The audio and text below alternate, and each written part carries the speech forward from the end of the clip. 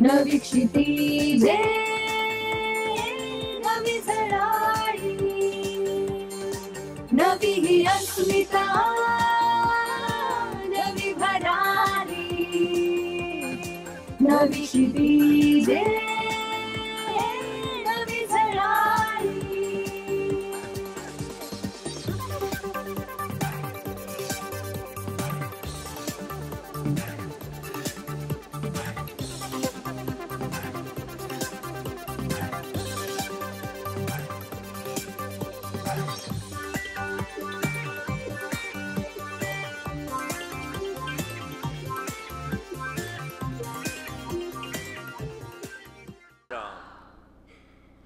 जय श्रीराम. आपले सगळ्यांचे मी BMM हा आपला जो द्विवार्षिक सण आहे, सोहळा आहे, याच्या दुसऱ्या दिवसाच्या पहिल्या कार्यक्रमात खूप मनापासून स्वागत करते. आजचा आपला पहिला कार्यक्रम आहे तो म्हणजे BMM फिलॉसॉफी टीमने स्पॉन्सर केलेला, म्हणजे शुद्ध मराठीत सांगायचं तर sponsored by BMM philosophy team व्याख्यान आहे, म्हणजे डिस्कोर्स आहे मराठीत पुन्हा सांगायचं तर परमपूज्य गोविंद देवगिरी महाराज यांच्या अमृतवाणीतून. तुम्ही आनंद घेतच आहात. अगदी सकाळपासनं मंगल वातावरण आहे, शंखनाद आहे, नामघोष आहे, पाद्यपूजन झालेलं आहे आणि स्वस्ती वाचनही आपण ऐकलेलं आहे. या मंगल वातावरणात या पवित्र दिवसाची सुरुवात अतिशय छान झालेली आहे. तेव्हा आता आपण थोडंसं स्वस्ती वाचन म्हणजे काय हे समजून घेऊया. सुअस्ती म्हणजे कल्याण होवो सगळ्यांचं, माझं, माझ्या परिवाराचं, माझ्या समाजाचं, माझ्या देशाचं, माझ्या राष्ट्राचं, या पृथ्वीचं, सगळ्या जगाचं कल्याण होवो या व्यापक संकल्पाने आपण स्वस्ती वाचन करतो. आणि पुन्हा आज आपल्याला सनातन हिंदू धर्म केंद्राचे परमपूज्य जोशी गुरुजी यांनी इतकं शास्त्रोक्त पद्धतीने इथे स्वस्ती वाचन केलेलं आहे, तर त्यांचे खूप खूप आभार.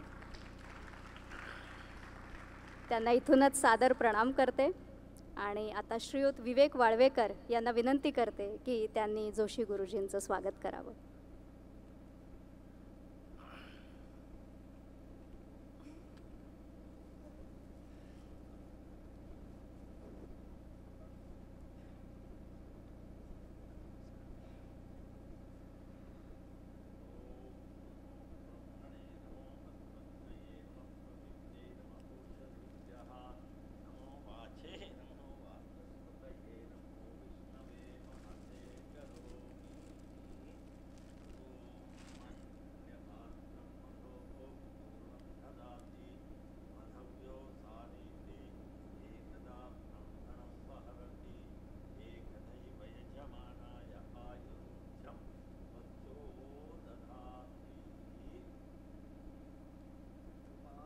गोपाल कृष्ण भगवान की. धन्यवाद विवेक.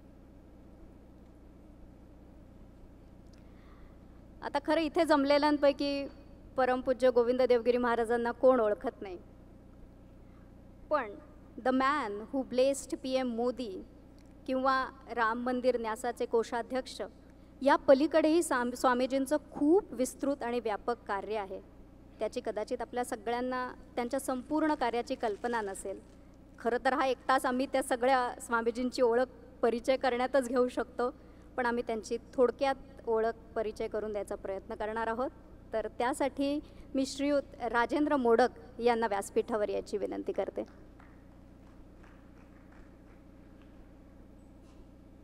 धन्यवाद मृणाल. साधू संत येची घरा तोची दिवाळी दसरा हे बृहन महाराष्ट्र मंडळ कन्व्हेन्शन आणि सॅनोज या भागाला आज तरी दुसरी कुठली उपमा देता येणार नाही.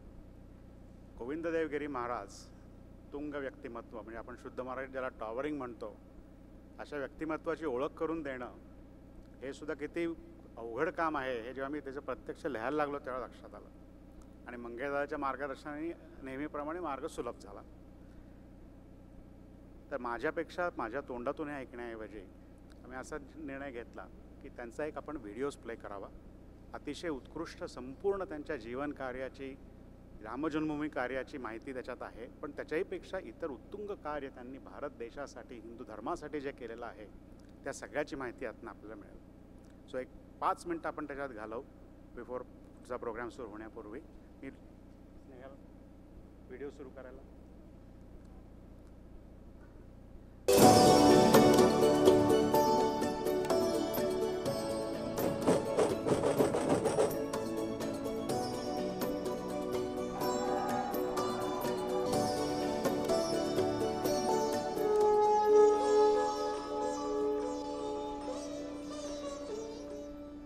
आज भगवान श्री राम की प्रतिष्ठा से आलोकित होने का पर्व आरंभ हो चुका है. यह केवल एक मंदिर में एक मूर्ति की प्रतिष्ठा नहीं है, यह इस देश की अस्मिता, इस देश का स्वाभिमान और इस देश का आत्मविश्वास, इसकी प्रतिष्ठा है. आज मुझे आपको बतलाने समय अंतःकरण गदगद होने की अनुभूति हो रही है. मैंने तो कहा था, हम लोगों ने महापुरुषों से परामर्श करके लिखा था, आपको केवल 3 दिन का उपवास करना है. आपने 11 दिन का संपूर्ण उपोषण किया. जिन हाथों से तपस्या का चरणामृत देश के नेतृत्व के कंठ से गुजरता है, वो हाथ किसी तपस्वी संत के ही हो सकते हैं. आचार्य स्वामी गोविंद देव गिरी जी की विशाल आध्यात्मिक यात्रा भारत के इतिहास के सबसे भावुक पल में गहरे से निवास कर गई है. श्री राम मंदिर की प्राण प्रतिष्ठा पर उनकी बाल सुलभ अधीरता के पीछे 60 वर्ष की तितिक्षा, मुमुक्षा, प्रेरणा और प्रवाह शामिल है. 15 वर्ष की आयु से गीता प्रवचन आरंभ करके 1500 से अधिक ज्ञान यज्ञ करने वाले स्वामी जी ने 17 वर्ष में भागवत कथा का वाचन शुरू किया. स्वामी जी का जन्म महाराष्ट्र में हुआ, पर उनके पुरखे राजस्थान के थे. राजस्थान से 150 वर्ष पूर्व उनका दाधीच ब्राह्मण परिवार राजस्थान से महाराष्ट्र जाकर बसा. इस संस्कारी परिवार में श्रीमद् भागवत की परंपरा 8 पीढ़ियों से जारी थी. स्वामी जी की रुचि और जीवन विकास ऐसा रहा कि आज वो संस्कृत, हिंदी, मराठी, अंग्रेजी, मारवाड़ी और गुजराती भाषा प्रवीण बने और भगवत गीता, ज्ञानेश्वरी, दास बोध, योग वशिष्ठ, श्री रामकृष्ण विवेकानंद दर्शन, संत श्री गुलाब राव महाराज, शांकर वेदांत दर्शन, विविध संत एवं आचार्य और भारतीय प्रबंधन शास्त्र आदि पर व्याख्यान प्रवचन के प्रामाणिक वक्ता के तौर पर पहचाने गए हैं. महाराष्ट्र के ठाणे में स्वाध्याय प्रणेता पूज्य पांडुरंग शास्त्री जी आठवले जी के तत्व ज्ञान विद्यापीठ से शिक्षा ग्रहण कर काशी के वाराणसी संस्कृत विद्यालय से आचार्य उपाधि लेने के योग्य बने. इसके पश्चात जीवन में विशिष्ट संतों की छाया से आपका मार्ग प्रशस्त हुआ. कांची कामकोटि शंकराचार्य पूज्य स्वामी जयेंद्र सरस्वती जी से अनुग्रह दीक्षा और परम पूज्य गुरुदेव स्वामी श्री सत्यमित्रानंद गिरी महाराज से संन्यास दीक्षा प्राप्त करके स्वामी जी ने वैदिक तपस्या के मार्ग पर आधिकारिक कदम रखा.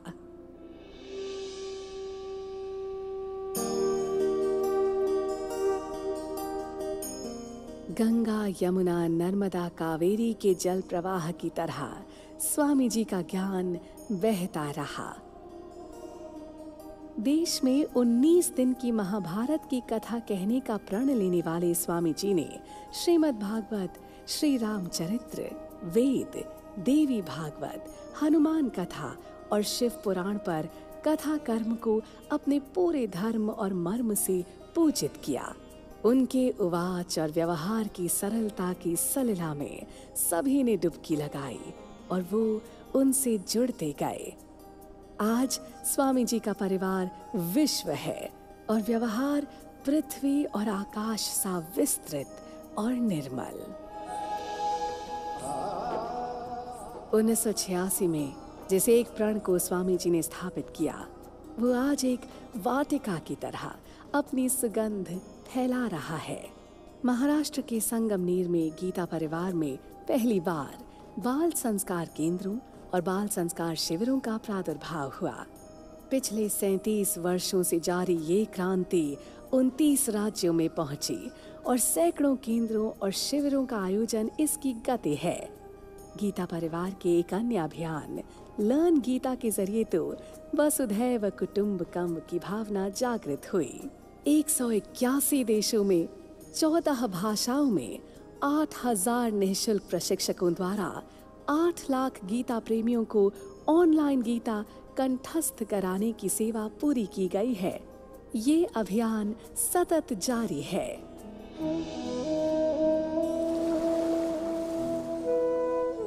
भारत की आत्मा वेद के लिए स्वामी जी का समर्पण विशेष और अतुलनीय है। गुरुकुल की परंपरा को साक्षात साकार करने के लिए आपके प्रयास से देश में 37 वेद विद्यालय जारी हैं। इस महती प्रयास से अभी तक देश को 1500 वेदार्थी प्राप्त हुए हैं जो वेद प्रवीण हैं और उन्हें सकल वेद कंठस्थ हैं। 80 अध्यापकों द्वारा आज भी इन 37 वेद विद्यालयों में 1129 छात्र वेदरत हैं।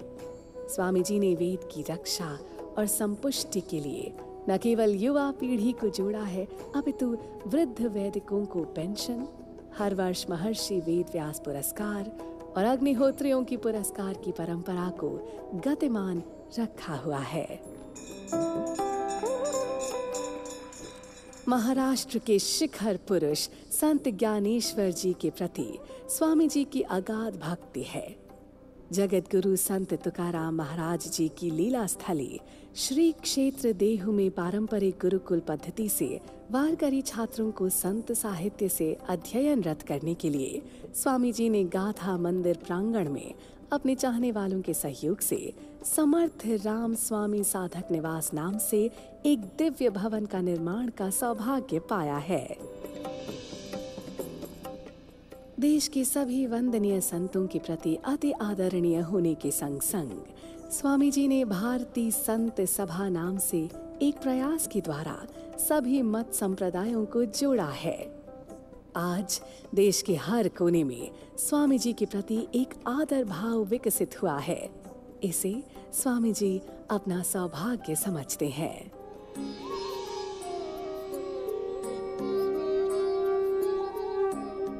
धर्म, भाषा, संस्कृति, सरोकार के लिए स्वामी जी का जीवन समर्पित है। आपके द्वारा हिंदी भाषा में 54, मराठी में 65 और अंग्रेजी में 5 पुस्तकों का लेखन संपन्न हुआ है। जीवन की यात्रा में समय समय पर स्वामी जी को विभिन्न पुरस्कारों से अलंकृत किया गया है। इनमें स्वामी चंद्रशेखरेंद्र सरस्वती राष्ट्रीय गौरव पुरस्कार, श्री गोलवलकर गुरुजी जन कल्याण पुरस्कार, श्री अटल बिहारी वाजपेयी हिंदी विश्वविद्यालय द्वारा डीएलएड की उपाधि, राजस्थान सरकार द्वारा संस्कृत साधना शिखर सम्मान, महाराष्ट्र सरकार द्वारा संत ज्ञानोबा तुकोबा पुरस्कार और कई अन्य उपाधियों से सुशोभित किया गया है।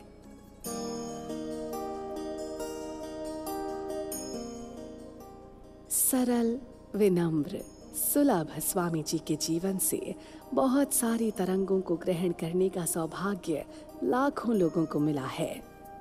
वैदिक धर्म के विकास के लिए वो श्रमिक भाव से श्रमण कर रहे हैं। सभी में सभी का सहयोग और भावना मिली हुई है। एक युवान से 75 साल की ये यात्रा कई पड़ावों से गुजरती हुई उस शिखर पर पहुंची है जहां उनकी मौजूदगी से सभी को शांति, मधुरता, प्रेम और आश्रय मिलता है। आइए हम स्वामी जी के संग जुड़कर उनके जीवन के कुछ महती कार्यों को आगे बढ़ाएं और भारत की वैदिक विरासत को आकार, विचार और सहयोग दें।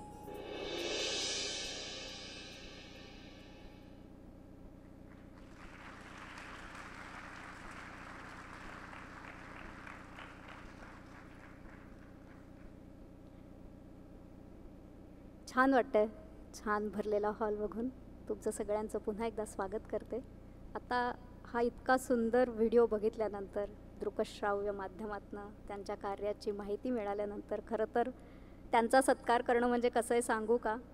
गंगाजलात उभं राहायचं, ओंझळवर पाणी आपल्या हातात घ्यायचं आणि गंगाजळातच टाकायचं आणि म्हणायचं मी अर्घ्य दिलं. तर हा आमचा छोटासा फुल ना फुलाची पाकळी. आता आम्ही त्यांचा सत्कार करणार आहोत. तर मी परम आदरणीय मंगेशदादा फडके यांना व्यासपीठावर येऊन परमपूज्य स्वामीजींचा सत्कार करण्याची विनंती करते.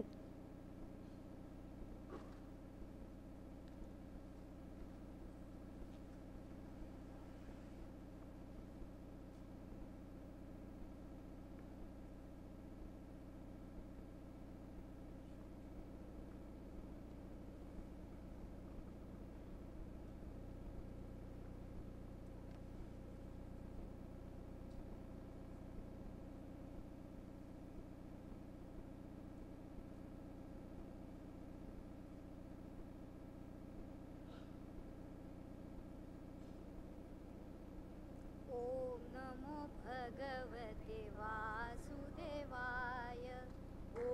नमो भगवते वासुदेवाय. ओम नमो भगवते वासुदेवाय. ओम नमो भगवते वासुदेवाय.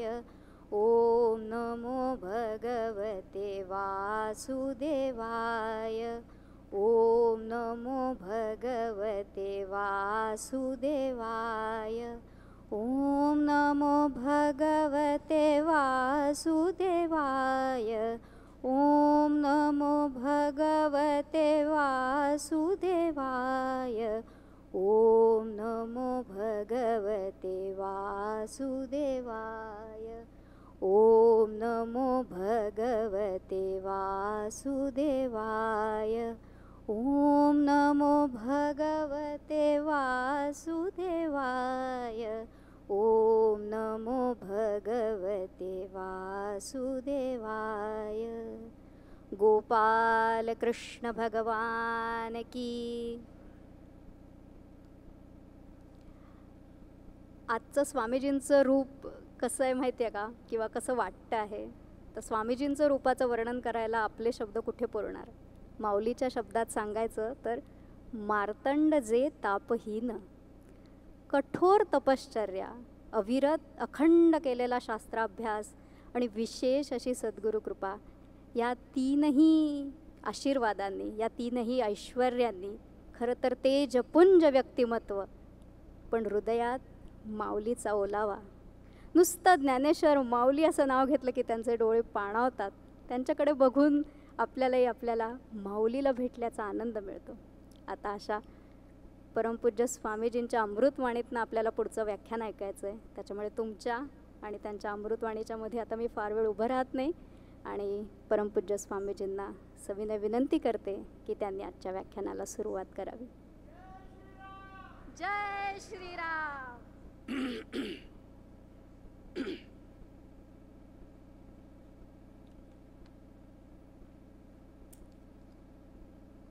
श्रीराम जय राम जय जय राम.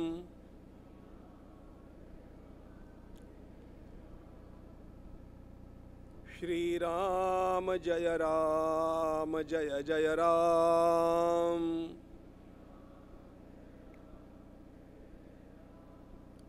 श्रीराम जय राम जय जय राम.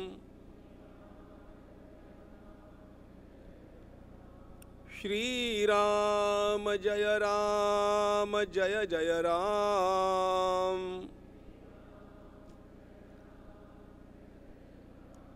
श्रीराम जय राम जय जय राम. श्रीराम जय राम जय जय राम.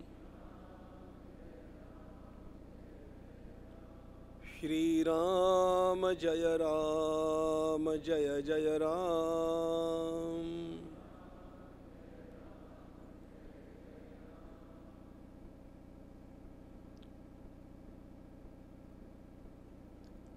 आजच्या या अत्यंत मंगलमय प्रभातकाली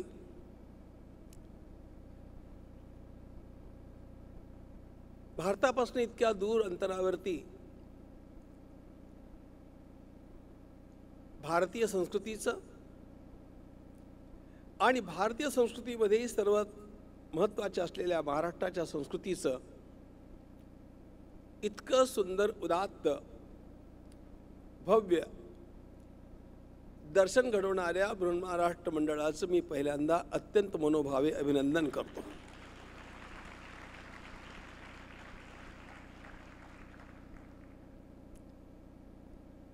गळ्यात ही पुष्पांची माळा आहे खरी,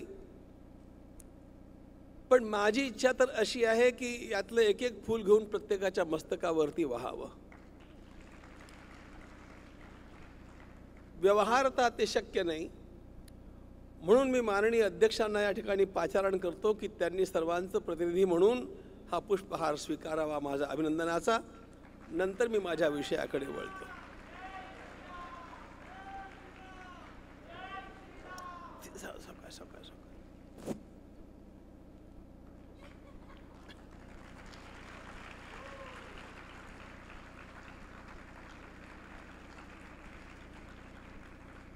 हा काढू नका. महाराष्ट्रातल्या लोकांना सवय आहे लगेच झुरळासारखं काढण्याची, तसं करू नका. तो 10 मिनिटं तरी असू द्या आणि नंतर तो तुमच्या धर्मपत्नीला पास ऑन करा.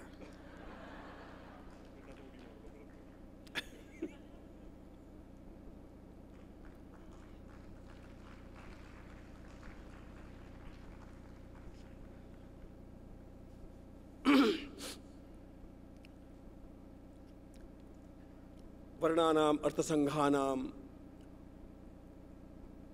रसानां छंदसामपि मंगलानां च कर्तारौ वंदे वाणी विनायकौ. नमामि सद्गुरुं शांतं सच्चिदानंद विग्रहं पूर्ण ब्रह्म परानंदम ईशम आळंदी वल्लभम. प्रपन्न पारिजाताय तोत्रवेत्रैकपाणये ज्ञानमुद्राय कृष्णाय गीतामृतदुहे नमः.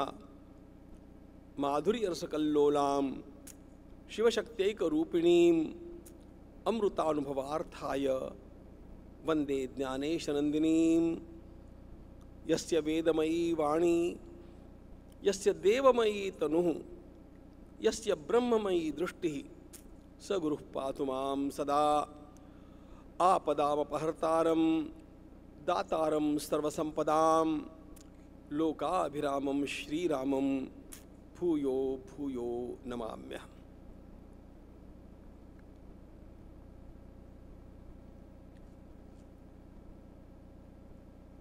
या व्यासपीठावरती येत असतानाच सर्वात पहिल्यांदा मला छत्रपती शिवाजी महाराजांचं दर्शन घडलं आणि माझं अंतःकरण अत्यंत भरून आलं. महाराष्ट्र काय आहे,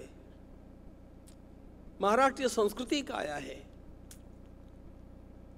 महाराष्ट्रातल्या संस्कृतीच्या विविध क्षेत्रातल्या छटा कशा आहेत, या सर्वांची ओळख आपण गेली अनेक वर्ष सर्वांना करून देत आहात. ही फारच महत्त्वाची गोष्ट आहे. पण लक्षात ठेवलं पाहिजे की संपूर्ण महाराष्ट्राच्या संस्कृतीला लागलेलं, संतांच्या तपश्चर्येला लागलेलं सर्वोत्तम अमृतफळ म्हणजे छत्रपती शिवाजी महाराज आहेत.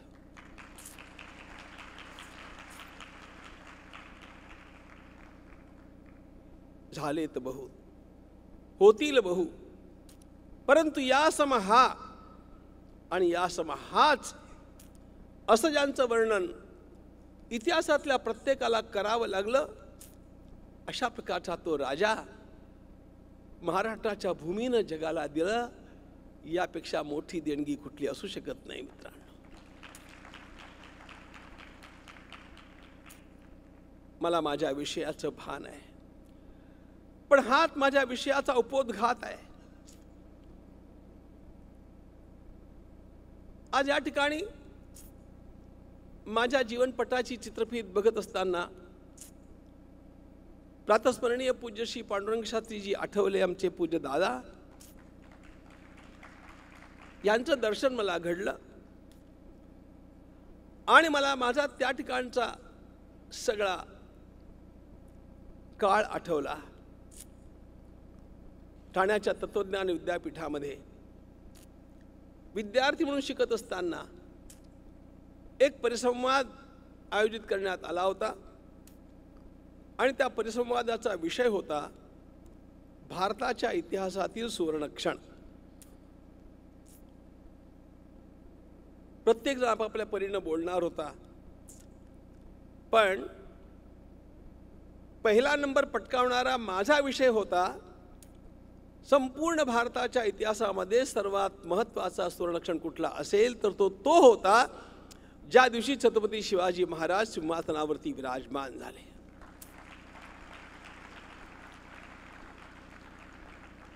तो हिंदू साम्राज्य दिनोत्सव हा संपूर्ण इतिहासातला सर्वात मूल्यवान सुवर्णक्षण.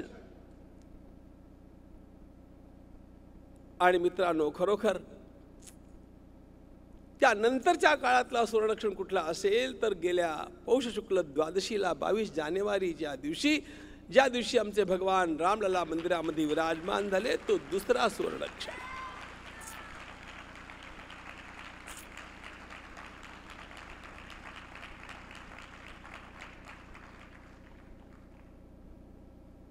या दोनही क्षणांना सुवर्णक्षण का म्हणावं वाटतंस मला, याचा थोडासा विचार मला आपल्या पुढे मांडला पाहिजे. अनेक राजे सिंहासनावरती बसतात आपला कार्यकाल संपवतात आणि जातात. शिवाजी नावाच्या एका व्यक्तीनं सिंहासनावरती बसून असं काय विशेष केलं असा प्रश्न एखाद्या नतद्रष्टाला पडू शकेल.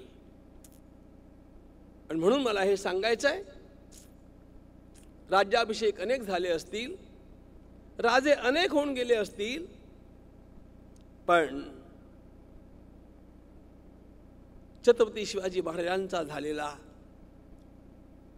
ज्येष्ठ शुक्ल त्रयोदशीच्या दिवशीचा 1674 या दिवशीचा तो सुवर्णक्षण भारताच्या इतिहासामध्ये अत्यंत महत्त्वाचा होता. तो याकरता की संपूर्ण जगाला विश्वबंधुत्वाची साथ घालणारी एखादी संस्कृती जगणार की जगणार नाही हा प्रश्न त्या नियतीला पडलेला होता. शिवाजी महाराज सिंहासनाधीश्वर झाले तो काळ अशा प्रकारचा होता की सर्वांच्या अंतःकरणामध्ये एक आत्मग्लानी भरलेली होती आणि ती आत्मग्लानी म्हणजे आता या जगात हिंदू कुणीही राजा होणे नाही. सर्वांना या भूमिकेनं ग्रस्त केलेलं होतं आणि अशा प्रकारची ती काळीकुट्ट काळ रात्र होती. मोगलांचं आक्रमण हे केवळ राजकीय आक्रमण नव्हतं तर ते संपूर्ण भारतीय राष्ट्राचा, संस्कृतीचा, धर्माचा घात करणारं आक्रमण होतं. आणि त्यामुळे विश्वमांगल्याची गीतं गाणारा हा आमचा धर्म, ही संस्कृती जगेल किंवा जगणार नाही, तिला भवितव्य उरेल किंवा उरणार नाही, अशा प्रकारची वानवा निर्माण झालेली असताना वयाच्या 14व्या वर्षी हिंदू साम्राज्याच्या स्थापनेचा संकल्प करून आणि दमदार पावलं टाकत इंग्रजांशी, डचांशी, फ्रेंचांशी, पोर्तुगीजांशी आणि मोगलांशी तर आहेच आहे, पण सर्वात वाईट म्हणजे स्वकीय लोकांशीही अनेक प्रकारचा संघर्ष करीत छत्रपती शिवाजी महाराज जेव्हा सिंहासनावरती विराजमान झाले तेव्हा नियतीनं पहिला निश्वास सोडला की भारत जगेल, भारताची संस्कृती जगेल आणि पुन्हा हा देश उभा राहील. काशी होते कला जाती, मथुरा मस्जिद होती, शिवाजी न होत तो सुनत होत सबकी, हे भूषण न उगच लिहिलेलं नव्हतं. आज तो माझा विषय नाही आहे. खरं म्हणजे मी आत्ताच पतंजली योगपीठामध्ये 9 दिवस छत्रपती शिवाजी महाराजांची कथा धार्मिक व्यासपीठावरनं पूर्ण करून आलेलो आहे. या राजाची कथा धार्मिक व्यासपीठावरती झाली पाहिजे ही माझी अनेक वर्षांची इच्छा होती. आणि याचं कारण होतं मित्रांनो, निश्चयाचा महामेरू, बहुत जनासी आधारू, अखंड स्थितीचा निर्धारू, श्रीमंत योगी, असं ज्याचं वर्णन सर्वसंग परित्यागी समर्थ रामदास स्वामींनी करावं, तो हा राजा सामान्य राजा नव्हता. तो खरोखर ईश्वरांश होता, यात शंका नाही.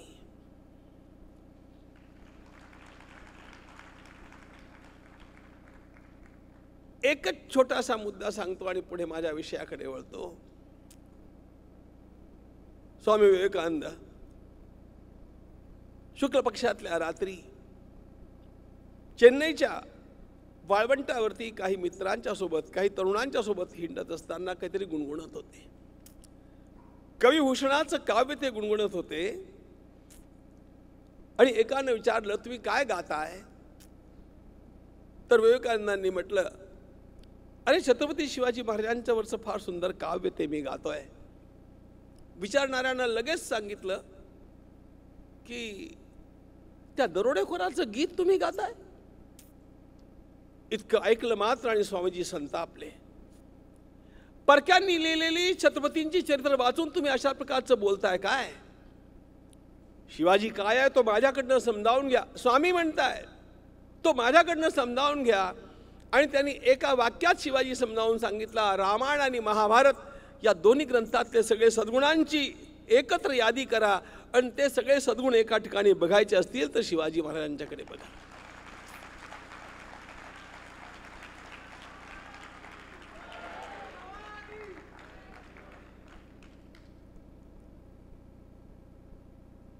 परवर्ती सर्व लोकांनी छत्रपतींच्या पासून प्रेरणा घेतली. मग ते नानासाहेब पेशवे असोत, तात्या टोपे असोत, झाशीची राणी असोत, नेताजी सुभाषचंद्र बोस असोत, वासुदेव बळवंत फडके असोत, उमाजी नाईक असोत, लोकमान्य टिळक असोत किंवा सावरकर असोत, या सर्वांची प्रेरणा छत्रपती शिवाजी महाराजांची प्रेरणा आहे. आणि मित्रांनो, याच प्रेरणेचा प्रवाह वाहत आला. नुसता वाहत नाही आला, त्याच्या लाटा उसळत राहिल्या. आणि त्याच्या उसळणाऱ्या सगळ्या लाटांचा परिपाक म्हणजे 22 जानेवारी या दिवशी रामाच्या मंदिराची स्थापना झाली.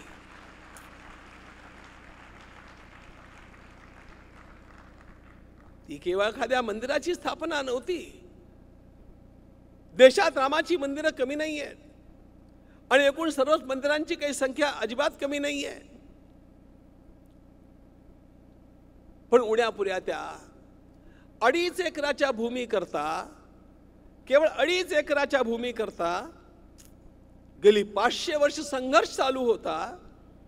आणि 500 वर्ष चाललेल्या संघर्षामध्ये 78 वेळा लढाया झाल्या.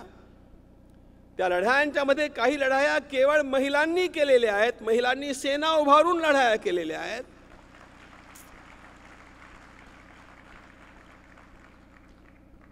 अठरा पगड सगळ्या प्रकारच्या शिखांच्या पासून सगळ्या प्रकारच्या संप्रदायातल्या लोकांनी त्या ठिकाणी आपलं रक्त सांडलं. आमच्या कारसेवकांनी केलेलं बलिदान तर आम्ही आमच्या डोळ्यांनी पाहिलं. 2.5 एकराच्या भूमी करता 3.5 लाखाहून अधिक लोकांनी आपले प्राण त्या ठिकाणी धारातीर्थी अर्पित करावेत. असं काय विशेष त्या मंदिरामध्ये होतं, त्या भूमीमध्ये आहे, असा प्रश्न एखाद्या स्वतःची सगळी अस्मिता गमावून बसलेल्या व्यक्तीला पडण्याची शक्यता आहे. पण सगळेच लोक अस्मिताहीन नसतात. पाठीचा कणा असलेलेही काही लोक समाजामध्ये असतात, संस्कृतीमध्ये असतात. आणि त्या सर्वांना विचारायचं त्याचं मूल्य काय आहे. जगामध्ये काही गोष्टी अशा असतात मित्रांनो, त्याचं मूल्य नसतं. आईनं तुमच्याकरता ज्या खस्ता खाल्ल्या त्याचं मूल्य कसं कराल बोला. एखाद्या सतीचं पातिव्रत्य, त्या पातिव्रत्याचं मूल्य कसं कराल बोला. देशभक्तीचं मूल्य नाही करतायत. सरदार भगतसिंग, मदनलाल धिंगरा या सर्व लोकांनी आपले प्राण अर्पित केले. त्यांच्या त्या निष्ठेचं काय मूल्य असणार आहे. या 2.5 एकराच्या भूमीचा प्रश्न नव्हता. या 2.5 एकराच्या त्या भूमीवरती अत्यंत प्राचीन काळी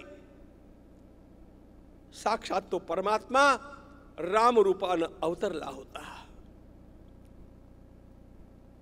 रामरूपानं तो त्या ठिकाणी अवतरला.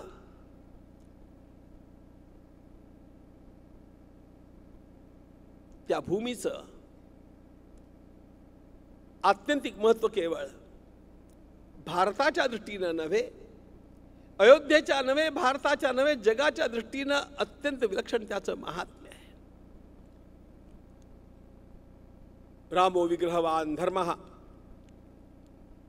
अशा प्रकारचं वर्णन महर्षी वाल्मिकींनी नवे वाल्मिकी रामायणामध्ये महर्षी वसिष्ठांनी भगवान रामचंद्रांचं केलंय.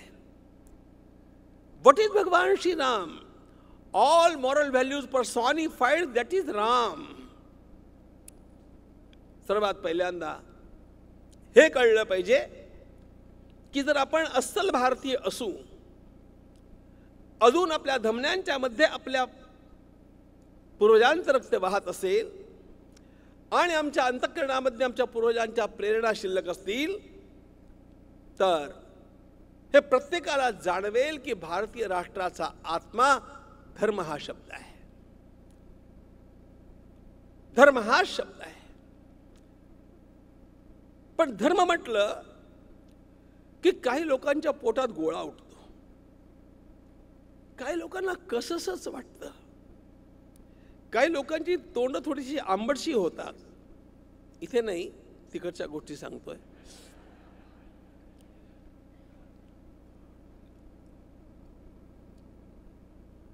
याचं कारण आमच्या गुटीमध्ये आम्हाला आत्मग्लानी देऊन टाकण्यात आली.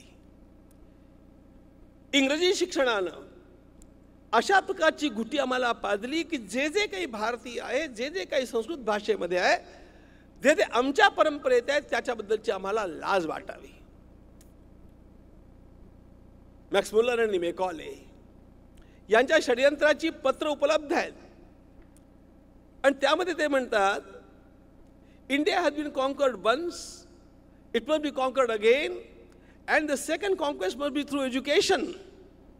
आपण भारताला एकदा जिंकलं, पण या भारताला कायम गुलाम म्हणून बनवायचं असेल, ठेवायचं असेल, तर त्याला आणखी एकदा जिंकावं लागेल. आणि हा दुसरा विजय हा शिक्षणाच्या माध्यमातून आपल्याला मिळवावा लागेल. या भूमिकेतनं गुलाम वृत्तीचे लोक निर्माण करण्याकरता जे शिक्षण आमच्या देशात सुरू करण्यात आलं, त्या इंग्रजी शिक्षणाचा परिपाक हा झाला की आम्हाला सर्वात पहिल्यांदा आपल्याबद्दल हेय बुद्धी निर्माण झाली. जे जे काही आमचं आहे, जे जे काही आमच्या पूर्वजांचं आहे, ते सगळं हेय आहे, ते त्याज्य आहे. आणि जे जे साहेबांनी सांगितलं, जे जे पश्चिमेकडनं आलं, जे जे इंग्रजीत लिहिलं गेलं, ते सगळं प्रमाण.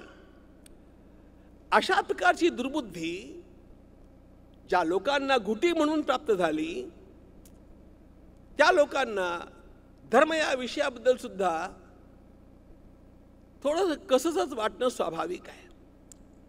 कदाचित हा त्यांचा दोष नाही आहे, कारण अशा प्रकारच्या रोगाला बळी पडणाऱ्या लोकांची नावं फार मोठमोठी आहेत. ज्या महापुरुषाने या देशाला सनातन धर्माचा खरा संदेश ऐकविला, त्या योगी अरविंदांचे वडील कृष्णधन घोष सुद्धा यालाच बळी पडलेले होते. आणि अशी किती यादी मी तुम्हाला सांगू. पण या ग्लानीतनं बाहेर आणण्याकरता सुद्धा प्रयत्न करणारी फार मंडळी या देशामध्ये भगवंताच्या कृपेनं उभी राहिली. आणि राष्ट्रीय शिक्षण, अस्मितेचं शिक्षण लोकमान्यांच्यापासून आरंभ होऊन पुन्हा कुठेतरी या देशाला त्याच्या ग्लानीतनं बाहेर काढण्याचा प्रयत्न आरंभ झाला. आणि मित्रांनो, तो आरंभ होत होत वाढत गेला. तो वाढता वाढता आणखी वाढत गेला. आणि त्याच्यातनं लोकांच्या अंतःकरणामध्ये या अस्मिता निर्माण झाल्या की आमच्यावरती आलेली ही बौद्धिक गुलामगिरी ती केव्हा तरी आपण झुगारून दिली पाहिजे. आणि ज्यांना ज्यांना ती झुगाराविषयी वाटली त्या सर्वांच्या पुरुषार्थाचा परिणाम म्हणजे रामाचं मंदिर निर्माण झालं. लक्षात ठेवा.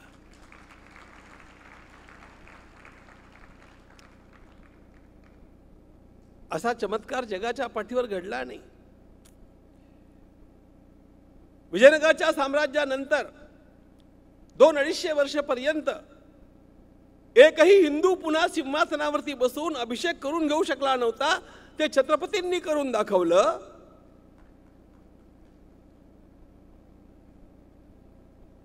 मोगलांचा इतिहास वाचा, अभ्यासा. ज्या ज्या देशावरती मोगलांचं आक्रमण झालं आणि ते 75 ते 80 वर्षापर्यंत टिकलं, तो प्रत्येक देश आपली संस्कृती गमावून बसला, सर्वस्व गमावून बसला. त्याचं पूर्ण रूपांतरण झालं. ईरान, मिस्र, रोमा सब मिट गए जहां से.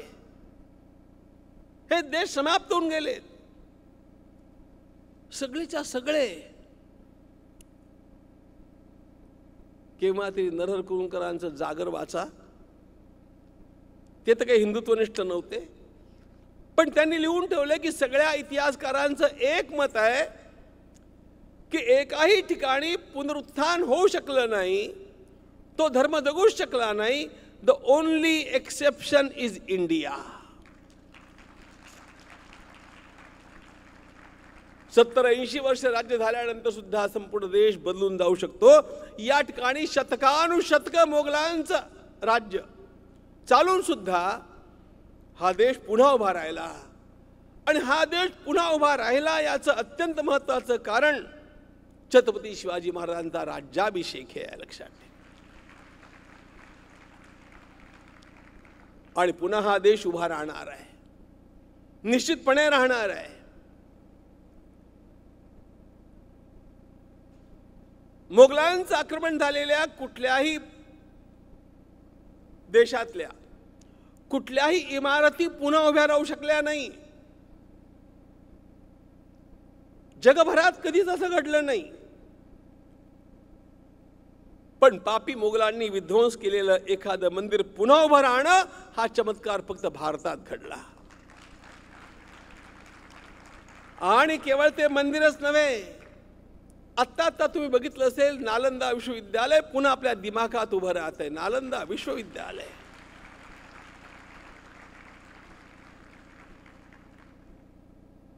छत्रपती शिवाजी महाराजांच्या सगळ्या कार्याचा प्राण धर्म हा होता. कदाचित तुम्हाला ठाऊक असेल किंवा नसेल, महाराजांची आग्र्याहून सुटका झाल्यानंतर पिसाळलेल्या औरंगजेबानं, मराठीतला शब्द कळतो ना तुम्हाला, पिसाळलेल्या औरंगजेबानं जी 2 मंदिरं पाडली, त्यामध्ये काशी विश्वनाथाचं मंदिर आणि मथुरेचं केशवदेवाचं मंदिर. ज्या दिवशी छत्रपतींना कळलं की विश्वनाथाचं मंदिर पाडलं गेलं, त्या दिवशी छत्रपतींनी एक छोटंसं व्रत घेतलं. पुन्हा विश्वनाथाचं मंदिर उभं राहीपर्यंत पानाचा विडा खाणार नाही.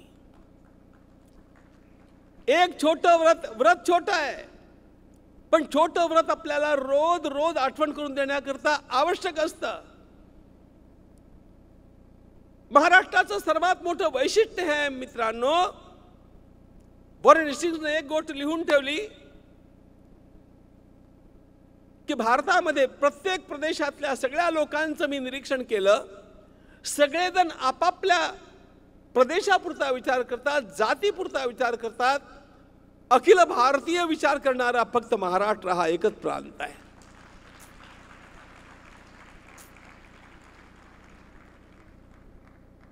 संपूर्ण भारताचा विचार यांच्या डोक्यामध्ये येतो. मग ते छत्रपती शिवाजी महाराज असोत, आमचे बाजीराव पेशवे असोत, नानासाहेब असोत, सर्वांच्या डोक्यात एकच, अटकेपासून कटकेपर्यंत. छत्रपतींनी हे सांगून ठेवलं की आम्हाला हा संपूर्ण देश मुक्त करायचा आहे. आणि त्या प्रेरणेचा परिणाम पुन्हा रामाचं मंदिर उभं राहण्या इतका अनेक व्यक्तिमत्वांच्या मधनं वाहत वाहत वाहत आला. आणि या सर्वांच्या अंतरंगामध्ये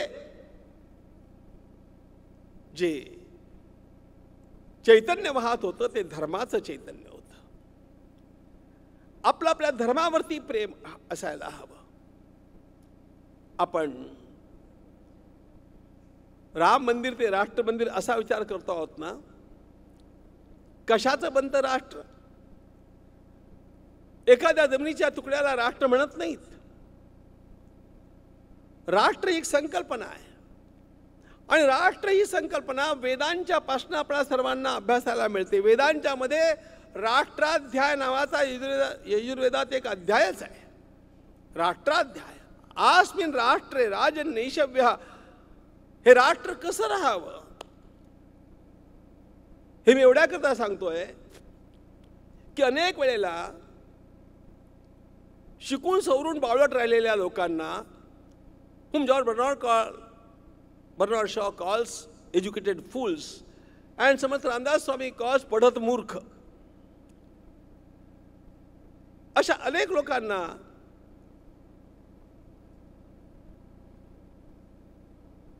राष्ट्र ही संकल्पना भारताला मिळाली ती इंग्रजांच्या पासून मिळाली अशा प्रकारची वल्गना करण्यातही काही विचार करावा असा वाटत नाही. राष्ट्र ही संकल्पना आम्हाला इंग्रजांच्या पासून नाही मिळाली. अगदी वेदांच्या पासून राष्ट्र ही संकल्पना आमच्यामध्ये आहे. उलट राष्ट्राचे अनेक स्तर आहेत.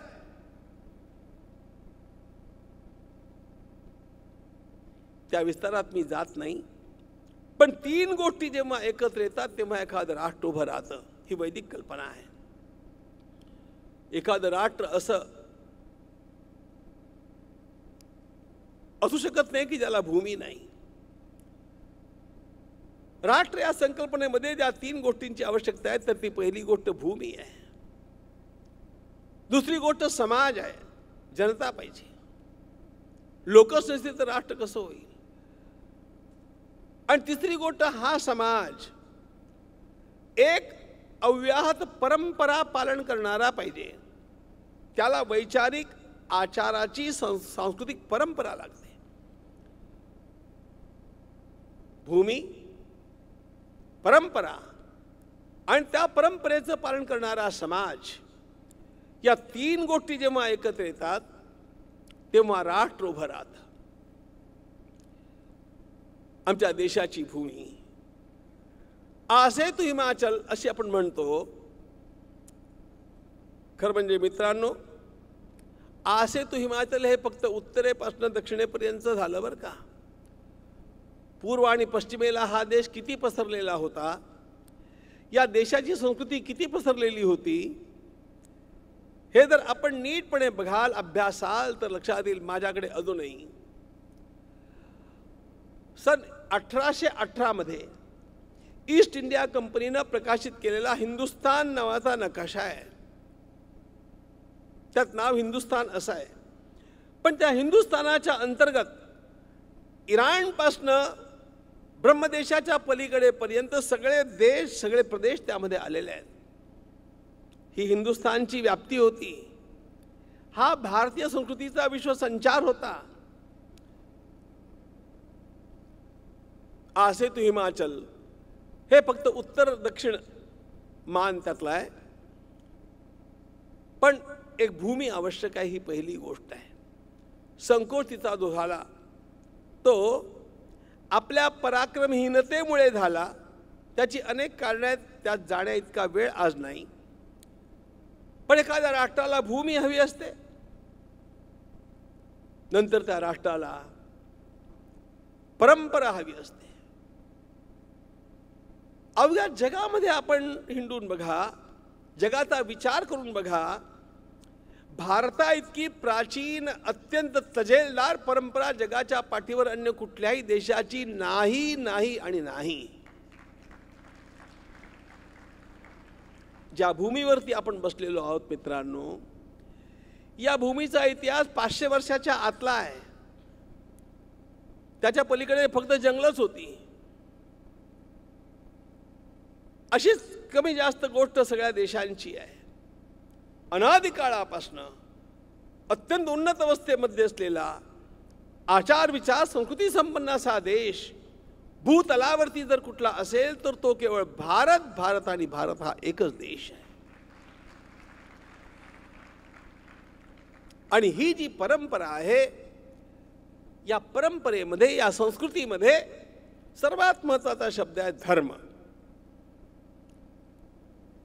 रामो विग्रहवान धर्म, असं जेव्हा वसिष्ठ मुनी म्हणतात तेव्हा त्याचा अर्थ कळला पाहिजे. अनेक वेळेला काय होतं, आपण इंग्रजीतून आपल्या संस्कृतीचा अभ्यास करतो आणि धर्म शब्दाकरता रिलिजन हा पर्याय वापरतो. धर्म म्हणजे रिलिजन नाही, हे पहिल्यांदा आपल्या डोक्यामध्ये नीटपणे बसवा. धर्म शब्दाचा अनुवाद कुठल्याही भाषेत होऊ शकत नाही, हे पण लक्षात घ्या.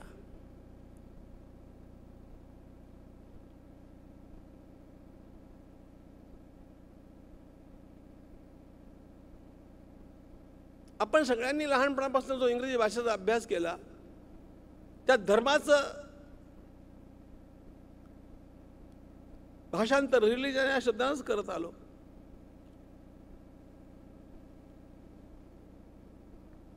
सगळे शिकलेले लोक आहात तुम्ही. एक वाक्य सांगतो, मला अनुवाद करून सांगा. जर धर्म या शब्दाचा अर्थ रिलिजन हा असेल तर पुत्र धर्म म्हणजे काय? रिलिजन ऑफ दी सन. पितृधर्म म्हणजे काय? राजधर्म म्हणजे काय? प्रजाधर्म म्हणजे काय? धर्म शब्दाची व्याप्ती जरा लक्षात आणून देण्याकरता मी हे सांगतोय.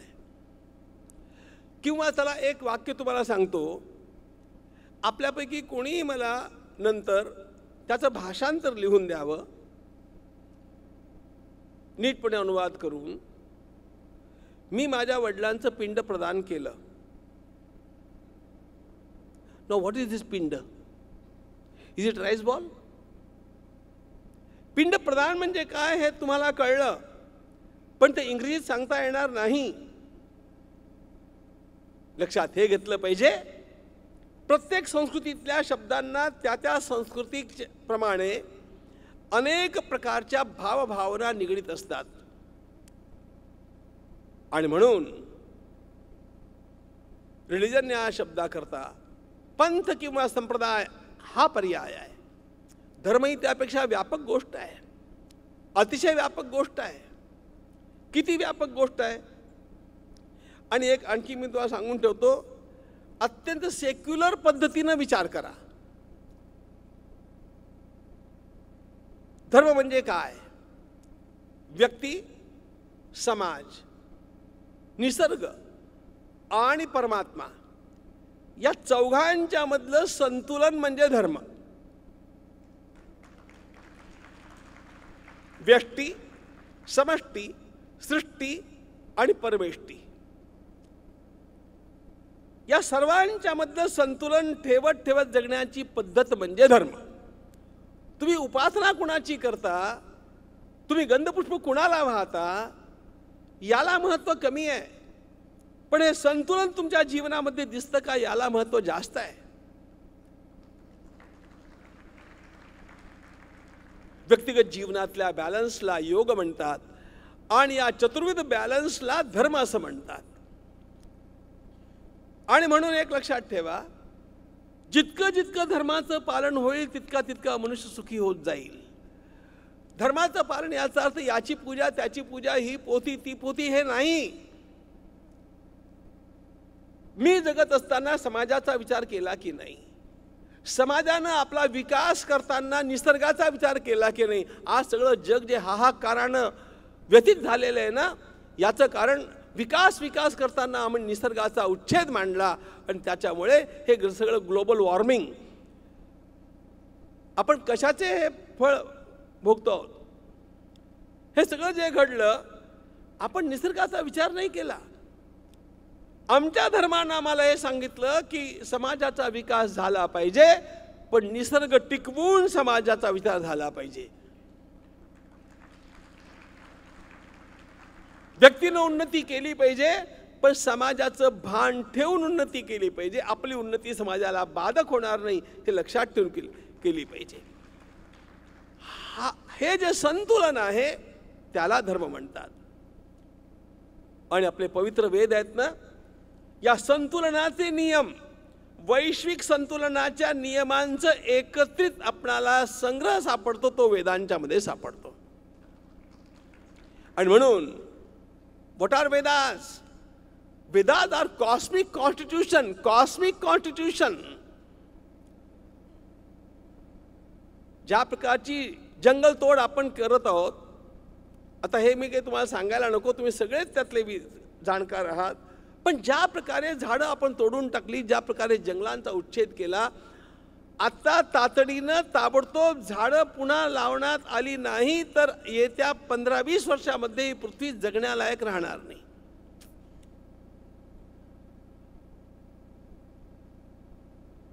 आज दिल्लीतली हीट काय आहे बघा, आणि सगळीकडे स्थिती कशा प्रकारची आहे. कशामुळे झालं? आपण प्रकृतीला विसरलो. महाभारताकडे आपण जेव्हा बघतो ना, तेव्हा लक्षात येतं की महाभारतानं वारंवार सांगितलं, झाडं लावा, झाडं जगवा, तळी निर्माण करा, पाणी अडवा, पाणी जिरवा. हे सगळं आपल्या धर्मात सांगितलंय बरं का. मी जेव्हा आमच्या महाराष्ट्रातल्या एका मुख्यमंत्र्यांना विचारलं की महाभारतातला एक श्लोक मी तुम्हाला सांगतो, यापेक्षा अधिक तुमच्याकडे काय योजना आहेत मला सांगा. वेळ फार कमी आहे मला, पण महाभारतातलं वॉटर मॅनेजमेंट मी त्यांना एका श्लोकात सांगितलं. एका श्लोकात त्यातली महत्वाची गोष्ट ही होती की पाणी निर्माण नाही करता येत, पाणी फक्त टिकवता येतं, जमा करून टिकवता येतं, निर्माण नाही करता येत. आणि म्हणून पाऊस पडण्याच्या आतमध्ये तुमच्या राज्यामध्ये ठिकठिकाणी तलाव खणून ठेवणं आणि ते पडलेलं पाणी कुठेही वाया न जाता त्या तलावांच्या मध्ये साठून राहील, अशा प्रकारची व्यवस्था करणं. आणि तेही तलाव स्कॅटर्ड असणं, एका ठिकाणी नसणं. आणि ते मोठे तव राष्ट्रे, तुम्हाला श्लोकच सांगतो, तव राष्ट्रे तडागानी पूर्णानी च बृहंती च भागशो विनिविष्टानी न कृषिर दैव मातृका. राजा, उत्तम राजा तो असतो जो कधी शेतकऱ्याला पावसावरती अवलंबून ठेवत नाही. हा श्लोक माननीय फडणवीसजींनी माझ्याकडनं ऐकला आणि त्याने म्हटलं, महाराज हे मला लिहून द्या, मी उद्या विधानसभेत हे वाचून दाखवेन. तव राष्ट्रे तडागानी पूर्णानी च बृहंती च भागशो विनिविष्टानी न कृषिर दैव मातृका. मुळात गोष्ट काय आहे? व्यक्ती स्वातंत्र्य असलं पाहिजे, पण ते समाजाच्या संदर्भात बाधक होणार नाही इतकं असलं पाहिजे. समाजानं विकास केला पाहिजे, पण तो प्रकृतीला मारक ठरणार नाही इतका केला पाहिजे. प्रकृतीला मारक असेल विकास तर तो त्या विकास ज्या समाजाचा झाला त्याचाच विनाश करून टाकेल. मुद्दा असा आहे, रामो विग्रहवान धर्म असं म्हणत असताना या सगळ्यांचं भान आपल्याला एका ठिकाणी बघायला मिळतं, ते रामामध्ये मिळतं. उत्तरेपासून दक्षिणेपर्यंत रानोमाळ हिंडत असणारा हा एकमेव राजा राम आहे, लक्षात ठेवा. त्याने या देशावरती किती प्रेम केलं. अरे सुवर्णाच्या लंकेमध्ये विभीषणानं त्यांना म्हटलं, आता कशाला जाता परत, सोन्याची लंका आहे, तुमच्या चरणी मी वाहतो, आपण राजे व्हा. तुम्ही ती जिंकलेली आहे. आपल्यासारखा असता तर काय मज्जाच मज्जा वाटली असती.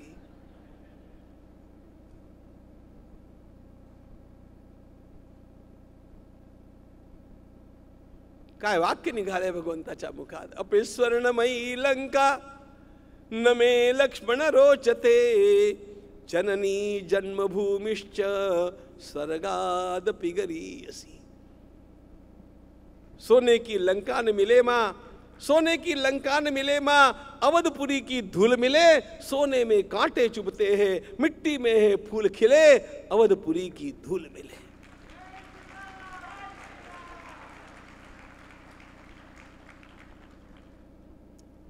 या भूमीवरती रामानं प्रेम केलं. या समाजावरती किती प्रेम केलं. समाजाच्या सगळ्या थरांना एकत्र जोडणारा महापुरुष भगवान श्रीराम. रावणाचं आव्हान पिढ्यानपिढ्या जे टिकून राहिलं याचं एकच कारण होतं, सज्जनांच्या मधली फूट. मित्रांनो, एक गोष्ट लक्षात ठेवा, जगाला सुखी करण्याकरता एकच उपाय आहे. जगाच्या दुःखाचं एकच कारण आहे. होय होय, जगाच्या दुःखाचं एकच कारण आहे, आणि ते म्हणजे गुंडांच्या मध्ये असते एकजूट आणि सज्जनांच्या मध्ये फाटाफूट.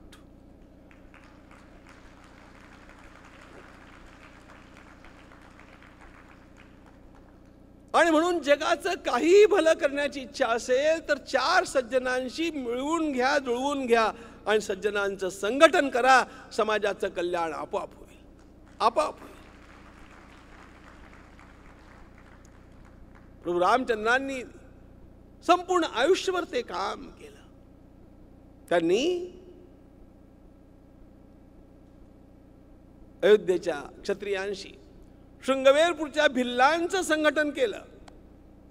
त्या भिल्लांचं ऋषीमुनींशी केलं. गोंड, भिल्ल, संताळ या सगळ्या वनवासी जातींच्या सोबत भगवान 13 वर्षपर्यंत रानोमाळ हिंडत राहिले. ते सगळं रेकॉर्ड महर्षी वाल्मिकींच्या रामायणामध्ये तुम्हाला नीटपणे वाचायला मिळेल.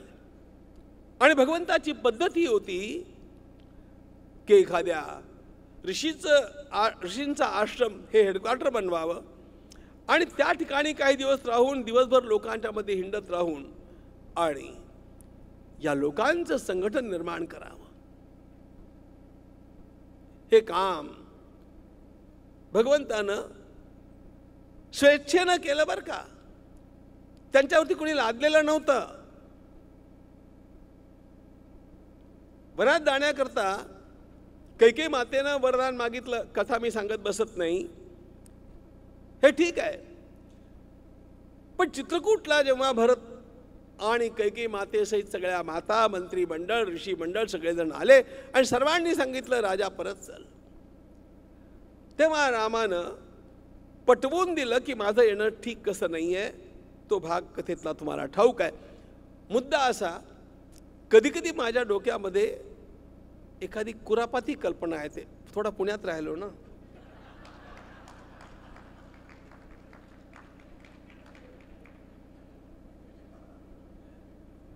कल्पना अशी येते की रामानं भरताला पाठवून दिलं, पादुका घेऊन श्री भरत गेले. पण जाता जाता रामाला हे सांगता आलं असतं की भरता ठीक आहे, आता मला येता तर येत नाही, वडिलांचं वचन पूर्ण केलं पाहिजे, पण तू असं कर, जाताना इथे एखादा महाल बांधून ठेव चित्रकूटावरती. 14 वर्ष इथे राहतो आणि नंतर लगेच तिकडे येतो. विलास का विलास, वनवास का वनवास.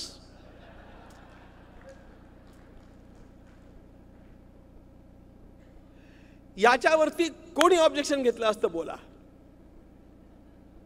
आवश्यकता नव्हती. पण मग आपण रामकथा ऐकली नसती बरं का. जगातल्या प्रत्येक महान व्यक्तीला they must walk some extra mile, some extra miles. लोकांच्या अपेक्षेपेक्षा काहीतरी जास्त अरे भव्य उत्कटतेची घ्यावे, मिळमिळीत अवघे टाकावे, हे समर्थांनी म्हटलं ना, ते रामानं जगून दाखवलं. आणि भगवान निघाले या संपूर्ण देशाच्या पर्यटनाकरता. आवश्यकता नव्हती, पण निघाले.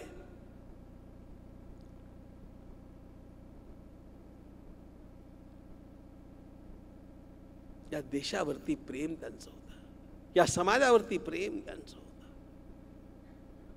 आवश्यकता नव्हती की त्यांनी शबरीकडे जावं. हे सगळं कार्य भगवंतानं केलं. आणि हेही लक्षात घ्या की भगवती सीतेचं अपहरण झालं म्हणून भगवंतानं लंकेवरती आक्रमण केलं आणि सीतेला सोडवून परत आणलं.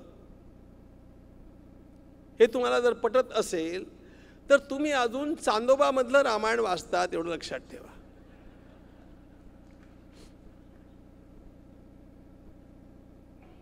अरे असंच रामानं केलं असेल तर रामाचं नाव घेण्याची काही विशेष आवश्यकता नाही आहे.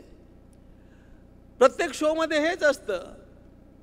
एक नायक असतो, एक खलनायक असतो, एक नायिका असते. खलनायक नायिकेला घेऊन जातो, नायक त्या ठिकाणी पोहोचतो, थोड्या उड्या मारतो, डिशिम डिशिम करतो, खलनायकाला मारतो, नायिकेला परत आणतो. हेच बघता ना तुम्ही रोज, नाव आणि चेहरे बदलून. मग हेच रामानं केलं तर त्याचं विशेष काय आहे? Mind well, Sita was the last cause but not the only cause. संपूर्ण धर्माला आव्हान ठरला होता रावण. म्हणून या धर्माच्या रक्षणाकरता, ऋषीमुनींच्या रक्षणाकरता, गोरगरिबांच्या रक्षणाकरता, सतींच्या रक्षणाकरता त्याला ठार करणं आवश्यक होतं. And that was decided by him at the tender age of 16. Keeping the aid in mind he went to south. Ravan मारला गेलाच पाहिजे, हे भगवंताचं 16व्या वर्षीचं अंतःकरणातलं चिंतन आहे. आणि हे त्यांच्या मनामध्ये विश्वामित्र महर्षींनी घातलेलं आहे. मुळात मुद्दा असा, या भूमीवरती प्रेम, या समाजावरती प्रेम आणि या संस्कृतीवरती प्रेम. कशी आहे ही संस्कृती? धर्म धर्म आपण म्हणतो ना, एक गोष्ट आपण पाहिली, धर्म म्हणजे व्यष्टी, समष्टी, सृष्टी आणि परमेष्टी. म्हणजे व्यक्ती, समाज, निसर्ग आणि परमात्मा यांच्यातलं संतुलन म्हणजे धर्म. हा एक भाग झाला. दुसरा भाग, आमच्या संपूर्ण परंपरेनं धर्माची व्याख्या जीवनमूल्यांच्या प्रमाणे केलेली आहे. जीवनमूल्य म्हणजे धर्म. मनुस्मृती न वाचता ज्या मनुच्या नावानं आक्रोश करत असतात लोक आणि उगाच गळा काढून काहीतरी बोलत असतात, त्या मनूंनी धर्माची काय व्याख्या केली आहे?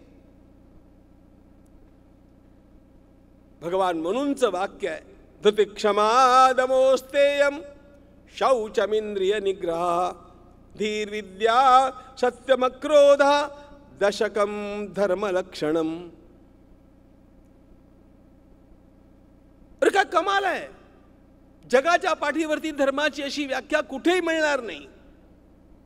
धृतिक्षमा दमोस्तेयम शौचम इंद्रिय निग्रह धीर विद्या Satyam अक्रोध दशकम धर्मलक्षण.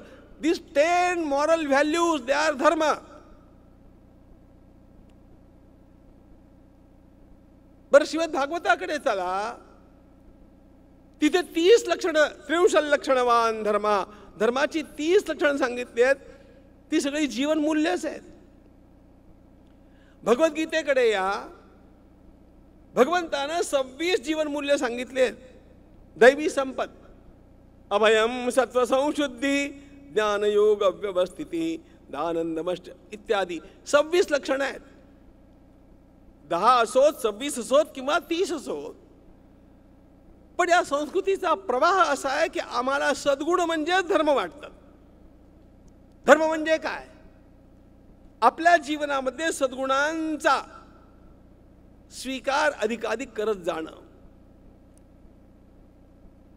Day by day, in every way, I shall become better and better. The procedure of betterment, that is dharma. आणि हे अस्सल भारतीय संस्कृतीचं बाळकडू आहे.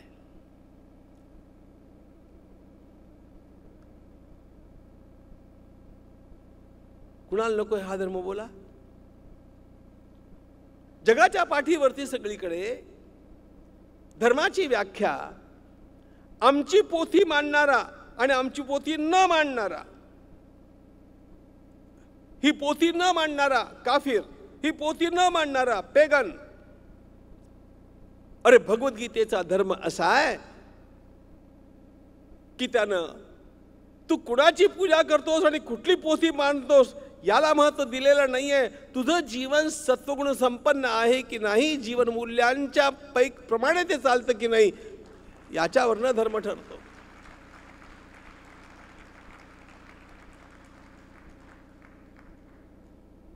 हे वैलक्षण्य केवळ केवळ भारतीय परंपरेमध्ये आढळेल.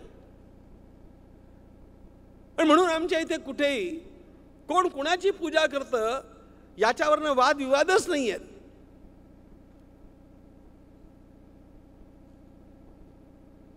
आम्हाला सर्व धर्म समभाव वगैरे शिकवण्याची आवश्यकता नाही आहे. ज्यांना शिकवायला पाहिजे त्यांना शिकवण्याकरता कोणतरी जाण्याची आवश्यकता आहे.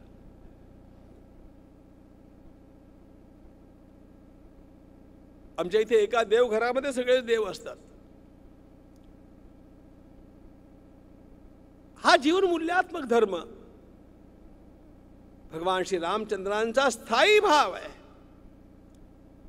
आणि म्हणून तुम्ही बघा, वाल्मिकी रामायणामध्ये आरंभ जो होतो ना, महर्षी वाल्मिकींनी आलेल्या देवर्षी नारदांना काय विचारलं? हे गुण कुणामध्ये आहे ते मला सांग. हे सद्गुण कोण वस्मिन् सांप्रतम लोके गुणवान कश्च वीर्यवान.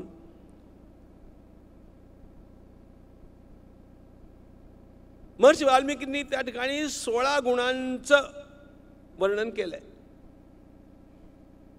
कोण वस्मिन् सांप्रतम लोके गुणवान कश्च वीर्यवान धर्मज्ञश्च कृतज्ञश्च सत्यसंधो जितेन्द्रियः चारित्रेण चको युक्तः सर्वभूतेषु कोहितः विद्वान कक्कसमर्थश्च कश्चैक प्रियदर्शनः. आदि आदि 16 गुणांची. मला रामाचं चरित्र सांगा असं नाही म्हटलं, मला देवाची पोथी ऐकायची असं नाही म्हटलं, मला गुणवंताचं चरित्र सांगा. राम सद्गुणांचा पुतळा आहे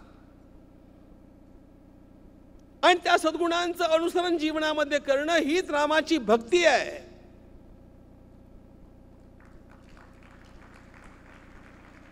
गंधपुष्पांनी रामाची पूजा केली पाहिजे मित्रांनो. षोडशोपचार पंचोपचार जशी शक्य ती केली पाहिजे, पण ती गौण भक्ती आहे. मुख्य भक्ती काय आहे? समर्थांनी काय म्हटलंय? दास म्हणे रघुनाथाचा गुण घ्यावा.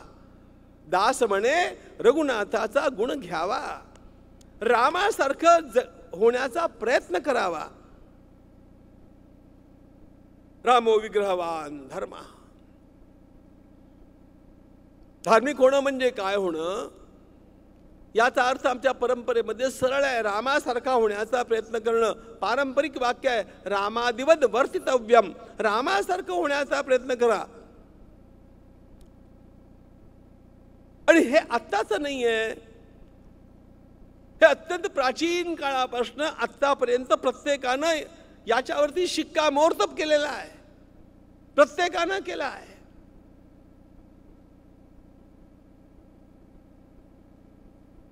याचा अर्थ हा आहे की या सगळ्या धारणा भारतीय राष्ट्राच्या धारणा आहेत. आणि म्हणून भारतीय राष्ट्राच्या या सगळ्या धारणा आणि गमावलेला स्वाभिमान, संपत चाललेली अस्मिता पुन्हा जागृत व्हायचं असेल तर त्याला एकच उपाय होता, आणि तो उपाय म्हणजे अयोध्येमध्ये प्रभू रामचंद्रांचं मंदिर उभं करणं. हा एकच त्याला उपाय होता.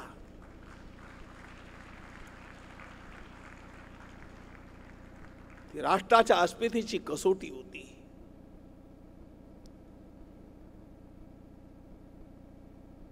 अनेक प्रकारे हे सगळं आपल्या परंपरेमध्ये चालत आलं आणि अत्यंत पुरुषार्थाने या सर्व लोकांनी ते साकार करून दाखविलं.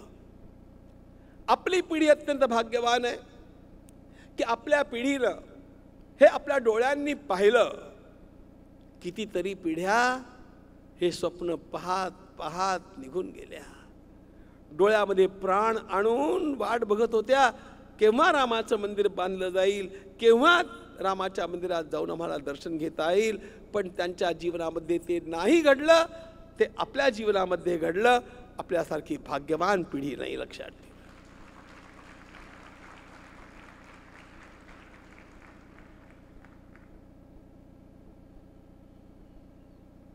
पण जे भाग्यवान असतात त्यांच्यावरती जबाबदारी पण फार मोठी असते आणि ती त्यांनी स्वीकारायला हवी.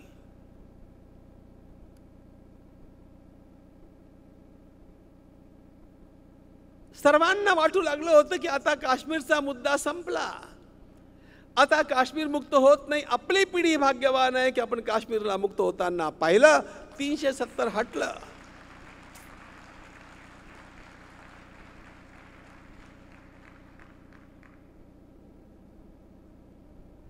ही तर सुरुवात आहे हो.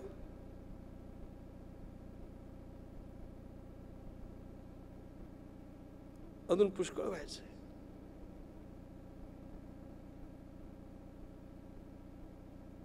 अयोध्या केवळ झाकी है. पुढे काय? वो तो अपनी ही है. अयोध्या केवळ झाकी है, पियो के अभी बाकी है.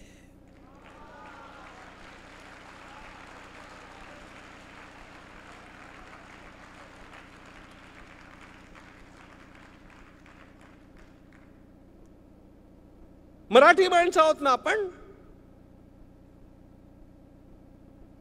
स्वातंत्र्यवीर सावरकरांची जरा सुद्धा आपल्याला स्मृती असेल तर लक्षात ठेवा, सिंधू वाचून हिंदू मान्य नाही.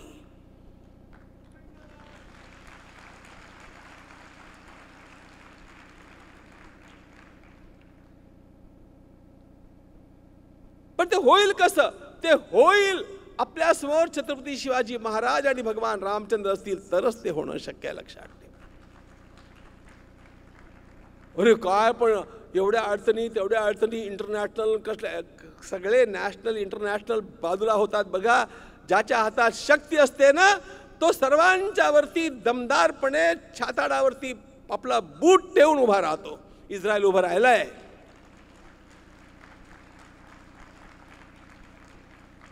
त्याला दम लागतो, त्याला आत्मविश्वास लागतो की आम्ही करून दाखवू. हे करणं आहे. आणि हा कस आपल्यात आहे की नाही. का गमतीची गोष्ट आहे, आपल्या भाषेमध्ये राम हा शब्द कसाला पर्यायवाची झालाय बरं. त्याच्यात काही राम नाही म्हणजे काय हो, कळलं तुम्हाला ना. हा, राम हा कसाचा पर्यायवाचक शब्द आहे. कशाला भिवता आम्हाला? प्रभू रामचंद्रांच्या समोर सुद्धा विजेतव्या लंका चरणतरणीयो जलनिधी विपक्ष पौलस्त्यः रणमुविसहायाश्च कपयः तथाप्येको रामः सकलमवधी द्राक्षसकुलं क्रियासिद्धिस्सत्वे भवति महतां नोपकरणे. विजेतव्या लंका, लंका जिंका. और लंका फार कठीण बरं का. लंकेची सिक्युरिटी इतकी भारी होती. रावण कसाही असो राव, पण त्याची सुरक्षा व्यवस्था फार भारी होती. अर्थात ती त्याची नव्हती, त्याने ती चोरलेली होती. लंका मुळात कुबेराची नगरी.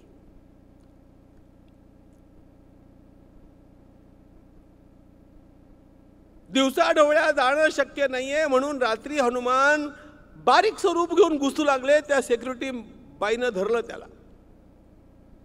तिचं नाव Lankini. Security officer from Lanka,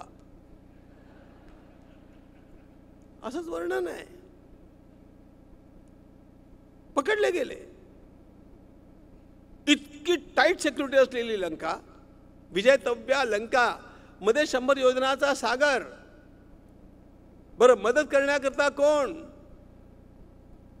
अरे वानरांची सेना.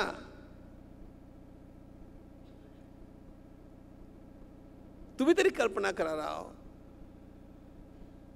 रामासारखा प्रसंग आपल्यावरती आला असता आपण काय केलं असतं? पहिल्यांदा लाइटनिंग कॉल केला असता अयोध्येला, भरता तुझ्या वहिनीला कोणतरी घेऊन गेला, लगेच सेना घेऊन ये.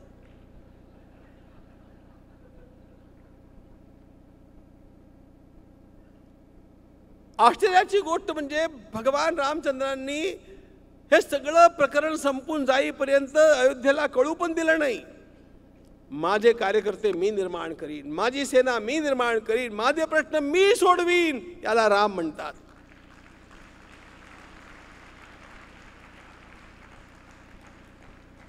काश्मीरचा मुद्दा उभा राहिला, युनो मध्ये गेला. कशाला गेलास रे तू?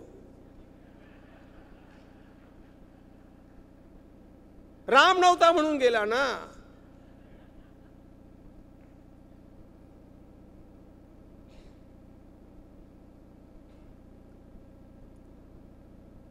विजयतव्या लंका चरणतरणीयो रणनिधी विपक्ष पौलस्त्या रणभूमि सहायाश्च कपया तथाप्येको रामः सकलमवधीत राक्षसकुलम क्रिया सिद्धी सत्वे भवती महताम नोपकरणे. मुळात कुठल्याही कर्माची सिद्धी जी असते ना, ती सत्वावरती म्हणजे कसावरती अवलंबून असते. आपल्यात कस किती आहे. आणि भारतीय राष्ट्राचा हा कस टिकवायचा असेल ना, तर रामाचं नाव टिकलं पाहिजे, रामाचं मंदिर टिकलं पाहिजे, रामाची परंपरा टिकली पाहिजे, राम राज्य निर्माण झालं पाहिजे, तेव्हा भारत राष्ट्र उभं राहणार आहे. रामराज्य. आणि भारताची गोष्ट नाहीये मित्रांनो, सगळ्या जगाला सुखी करायचं असेल तर रामराज्याची आवश्यकता आहे. एकाने मला विचारलं रामराज्याचा मॅनिफेस्टो काय? मी सांगतो. संत श्री ज्ञानेश्वर माऊलींचं जे पसायदान आहे ना, हा रामराज्याचा मॅनिफेस्टो आहे. जे खळांची व्यंकटी सांडो तया सत्कर्मी रती वाढो भूता परस्परे जोडो मैत्रजी वाचे दुरिताचे तीव्र जावो विश्वस्वधर्म सूर्ये पाहो जो जे वांछिल तो ते लाहो. प्राण यात कुणाचा विरोध आहे? बोला. या सगळ्या जगाला प्रेमानं आलिंगन दिलेलं आहे. आम्हाला सर्वांचं बरं करायचं, सर्वांची सेवा करायची आहे. पण सर्वांची सेवा करण्याकरता सुद्धा आधी आपल्यात कस लागतो. आणि ज्या लोकांना सर्वांची सेवा न करता सर्वांना लुटायचं आहे, अशा लोकांचं पारिपत्य करण्याची हिम्मत लागते. आणि ती हिम्मत निर्माण करायची असेल तर रामाचा आदर्श समोर ठेवावा लागतो.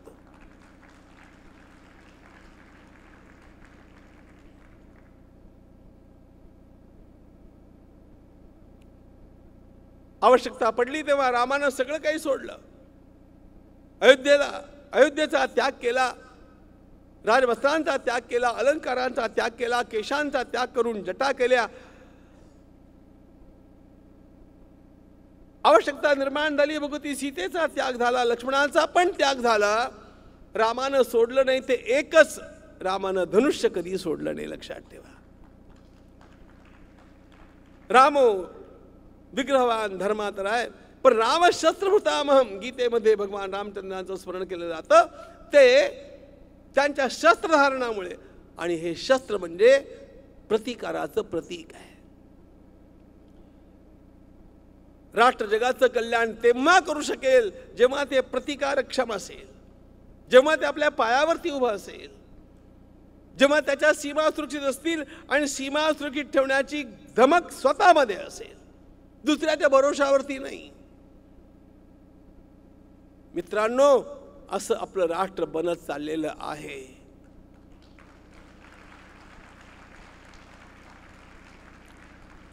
आणि त्यामुळे या भ्रमात राहू नका की आम्हाला त्याचं काय, आम्ही तर अमेरिकेत, लंडनमध्ये आणि बर्लिनमध्ये आणखी कुठे समाजात कधी काय होईल उलथापालथ इतिहासात सांगता येत नाही. त्यामुळे सर्वांची शरणागती शेवटी भारतातच आहे, एवढं लक्षात ठेवा.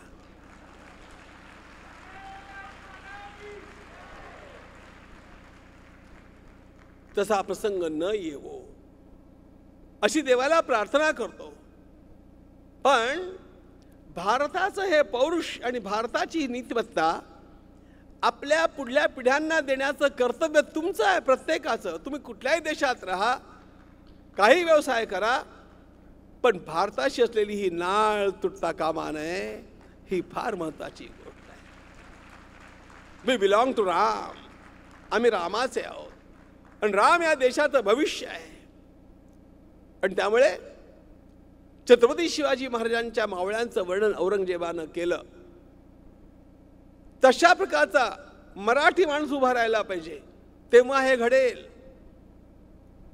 औरंगजेबानं स्वतः आपल्या शहाजाद्यांना सांगितलं, अरे या शिवाजीकडे किल्ले आहेत, त्याचं मला काही वाटत नाही, त्याने संपत्ती लुटली, मला काही वाटत नाही, पण मला फार त्याचा हेवा वाटतो, तो त्यानं जे मावळे गोळा केलेत ना, त्याचा हेवा वाटतो.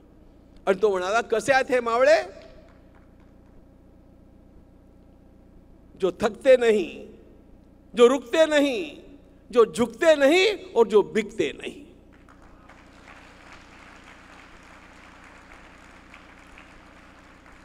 जेव्हा मराठी माणूस थकणार नाही, थांबणार नाही, झुकणार नाही आणि विकला जाणार नाही ना, तेव्हा भारताचं भवितव्य दिव्य असेल, यात मला शंका नाही.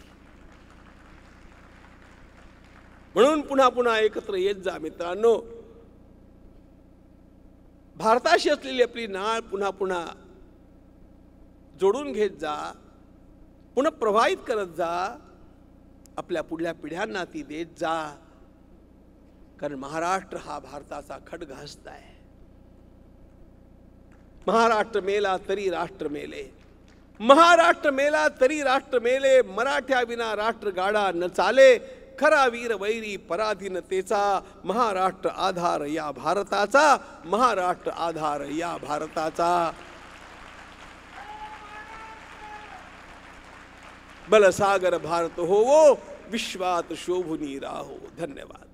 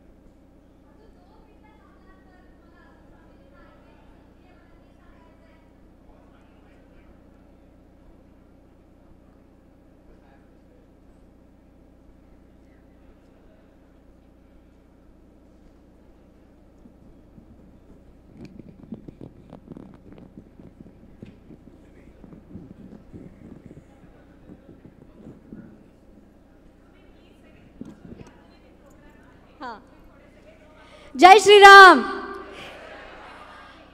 तुम्हाला महाराजांना ऐकून नक्कीच तुमचं समाधान झालं नाहीये, त्याच्यामुळे 3:30 वाजता पुन्हा महाराजांचा कार्यक्रम आहे. Because we are land of seekers, we are not land of believers. त्याच्यामुळे तुम्हाला आजच्या व्याख्यानातनं काहीही प्रश्न पडले असतील तर तुम्ही ते पुढच्या कार्यक्रमात महाराजांना विचारू शकता. वोवा ॲपवर तुम्ही ते प्रश्न पाठवा आणि आम्ही ते प्रश्न मॉडरेट करून महाराजांना नक्की विचारू. आणि बसून घ्या बरं तुम्ही सगळे, महाराजांचा आपल्याला सत्कार पण करायचा आहे अजून. कृपा करून आपल्या जागेवर बसा. 5 मिनिटाचा आपला कार्यक्रम आहे अजून. अर्ध्या तासाचा कार्यक्रम आहे अजून.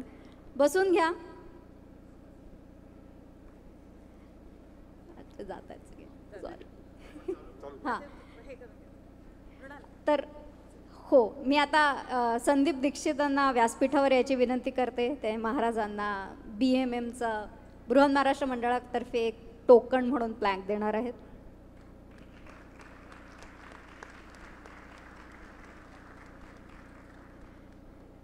आभार प्रदर्शनाचं काम करायचं आहे मला, कठीण काम आहे. सर्वप्रथम महाराजांना नमस्कार आणि त्यांचे शतशः आभार की ते एवढा दूर प्रवास करून आपल्याला सांगण्यासाठी आले की राम मंदिर ते राष्ट्र मंदिर का. त्याच्यानंतर असा धर्म जर आपण आपल्या पुढच्या पिढीला समजावून सांगितला तर किती छान होईल असंही मला वाटलं. आणि तिसरी गोष्ट म्हणजे शेवटी मुळांना पाणी घातलं तरच शाखा पल्लव तोषणार आहेत. त्याच्यामुळे आपण आपल्या मुळांना पाणी घालायचं काम करूया. आणि आम्हाला आजच्या कार्यक्रमासाठी भक्कम पाठिंबा ज्या संस्थेने दिला, जो तुम्हाला छत्रपती शिवाजी महाराजांचा पुतळा दिसतो आहे तो ज्या संस्थेचा आहे ती म्हणजे शिवाजी महाराज आंतरराष्ट्रीय परिवार ही संस्था आहे. NGO आहे. खूप युवांसाठी इथे काम चालू असतं त्या NGOचं. तुम्हाला त्याची माहिती हवी असेल तर तुम्ही वेबसाईटवर जाऊन नक्की घ्या. आणि पुन्हा शत्रुघ्नासारखे कार्यरत असणारे आमचे मावळे व्हॉलेंटियर्स सगळे स्वयंसेवक यांचे खूप मनापासून आभार. संदीप दीक्षित, BMM कन्व्हेन्शन, BMMची एक्झिक्युटिव्ह कमिटी, प्रसाद पानवलकर यांचे विशेष आभार. आणि आता मी पुढची सूत्र अमेय मुणगेकर यांच्याकडे सोपवते. आणि पुढचा कार्यक्रमही छान आहे. तुम्ही थांबा आणि नक्की त्या कार्यक्रमाचा आस्वाद घ्या. जय श्रीराम.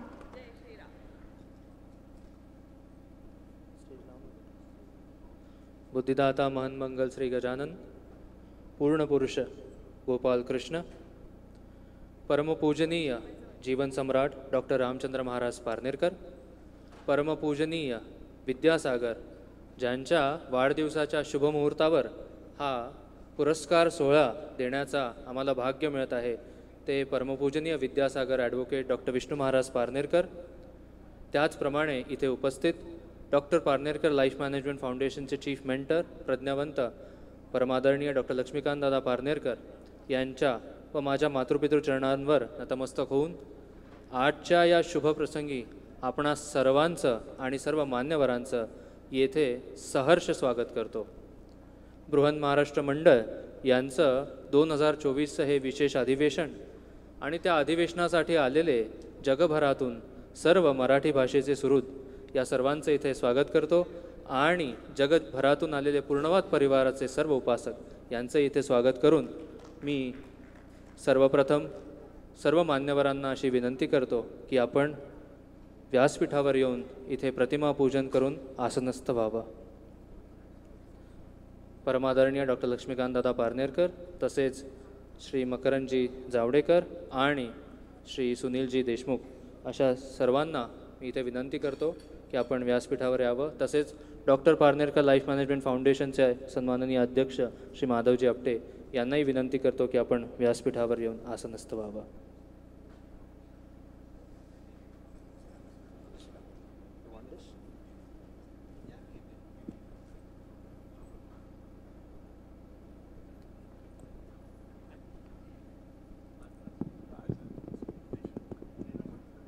पूर्णवाद परिवाराचा जगभरातून वाढता असलेला एक सुंदर असा ग्राफ इथे मांडण्यासाठी आणि त्याचबरोबर डॉक्टर पारनेरकर लाईफ मॅनेजमेंट फाउंडेशनचं कार्य इथे उद्घृत करण्यासाठी मी कार्यक्रमाचे सन्माननीय उद्घाटक श्री माधवजी आपटे यांना विनंती करतो की त्यांनी प्रस्तावना करावी.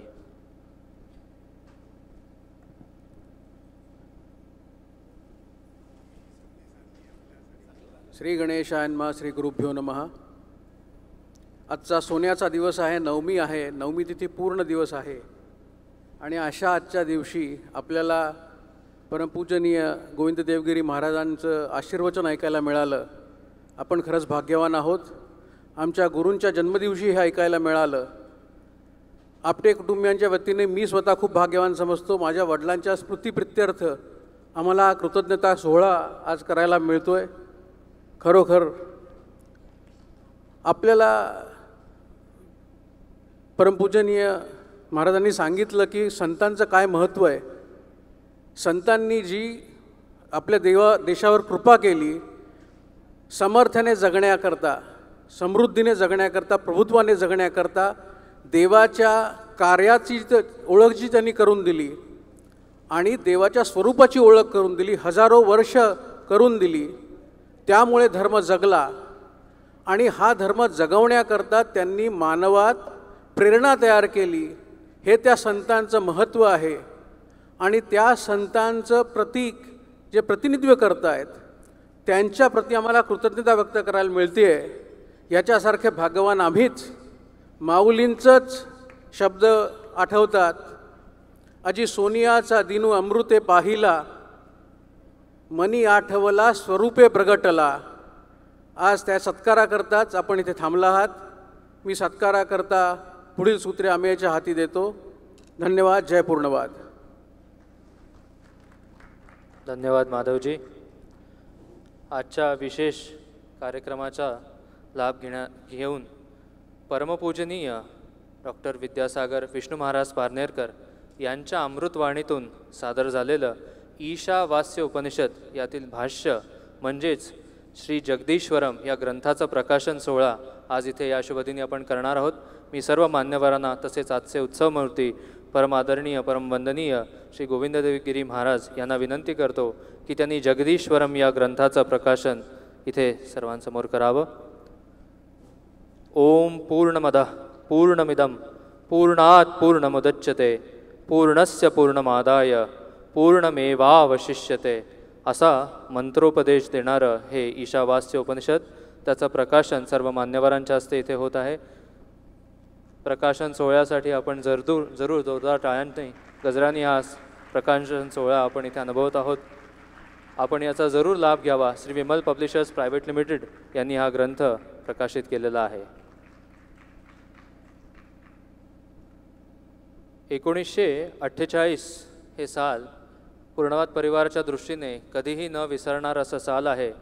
परमपूजनीय डॉक्टर रामचंद्र महाराज पारनेरकर यांना पूर्णवाद या तत्त्वज्ञानासाठी काशी येथील हिंदू विश्वविद्यापीठातून मानद डॉक्टरेट तिथे प्राप्त झाली आणि सिद्धांत होता पूर्णवाद. पूर्णत्व हेच केवळ शुद्ध सत्य परमेश्वर. मात्र त्याची जी सुरुवात आहे पूर्णवाद ग्रंथाची, ती आणि ज्ञानेश्वरीची ही सुरुवात एकच आहे.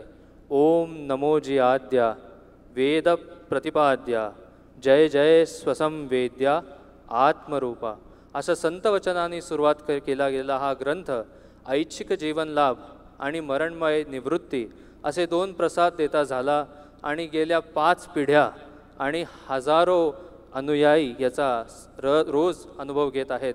असा अत्यंत महत्त्वाचा सिद्धांत आपल्याही आयुष्यात आपल्याला उतरवता यावा आणि त्यातून स्वधर्माची ओळख व्हावी.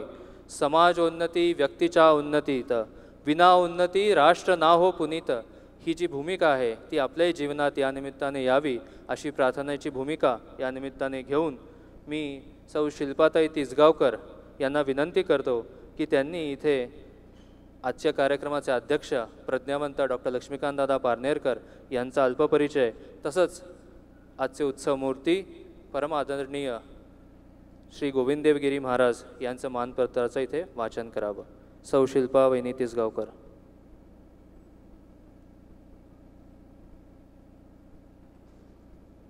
परम आदरणीय डॉक्टर लक्ष्मीकांत पारनेरकर यांचा जन्म पूर्णवाद प्रणेते विद्वतरत्न डॉक्टर रामचंद्र प्रल्हाद पारनेरकर यांच्या वैदिक घराण्यात 18 ऑक्टोबर 1974 साली झाला. त्यांचे वडील आजोबा पणजोबा हे कर्मनिष्ठ व धर्मनिष्ठ वैदिक असल्याने त्यांच्यावर बालपणीच याचे संस्कार झाले आणि त्यांचे शालेय शिक्षण इंदोर येथे पूर्ण झाले.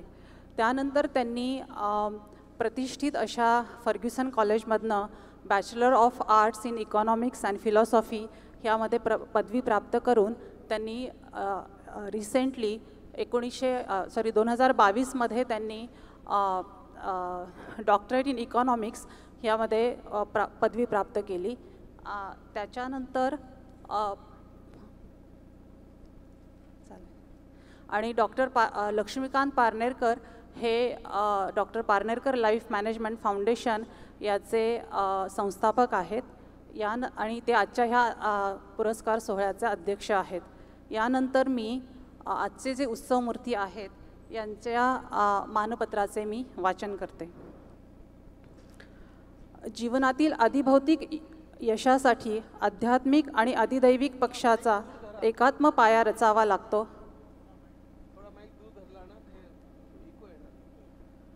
जीवनातील अधिभौतिक यशासाठी आध्यात्मिक आणि अधिदैविक पक्षाचा एकात्म पाया रचावा लागतो हे प्रतिपादन करून कालसापेक्ष उपासनेचा महामंत्र देत पूर्णवाद प्रणेते परमपूज्य डॉक्टर रामचंद्र महाराज पारनेरकर यांनी इसवी सन 1948 साली पूर्णवाद सिद्ध केला. पुढील काळात 1959 साली परमपूज्य डॉक्टर पारनेरकर महाराज यांनी अत्यंत प्रासादिक परंतु तेवढेच परखड असे अभिनव अभंग सुमारे 20 रागांच्या रचनेसह लिहिले. महाराजांचे अभिनव अभंग संत तुकोबारायांच्या अभंगप्रमाणेच परखड असल्याचे पूर्णवादी उपासक श्री ग का आपटे यासारख्या अभ्यासकांनी नोंदवले. महालेखपाल या उच्च पदावर असतानाही श्री ग का आपटे यांचे आचार, विचार आणि उच्चार हे एखाद्या संताला साजेसेच होते. अत्यंत प्रेमळ आणि विनम्र व्यक्तिमत्वाचे धनी श्री ग का आपटे सेवानिवृत्त झाल्यावर सद्गुरूंची आज्ञा शिरसावंद्य मानून गीतेवर आणि ज्ञानेश्वरीवर परमपूज्य डॉक्टर रामचंद्र महाराजांचा आदर्श वसा घेऊन ते रसाळपणे प्रवचने करीत.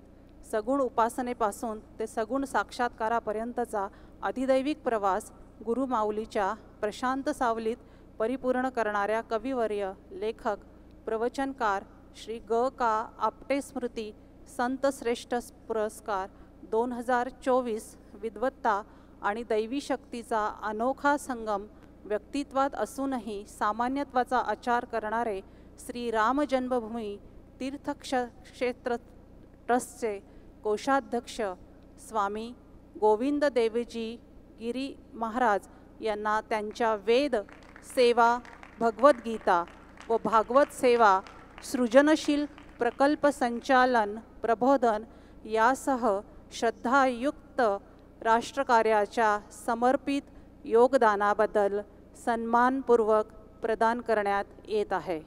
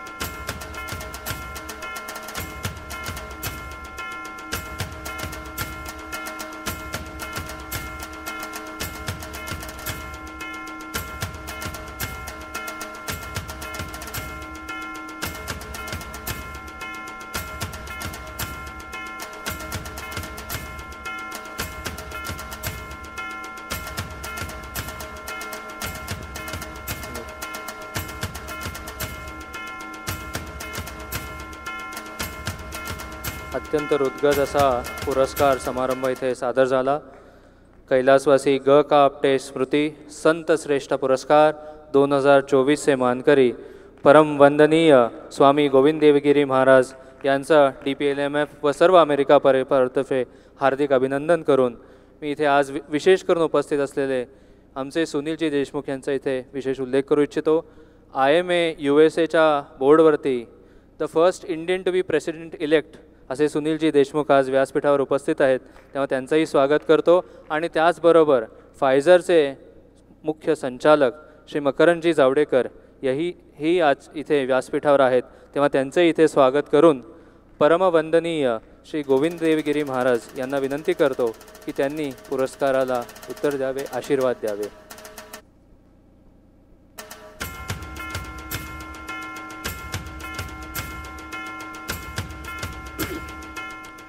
राम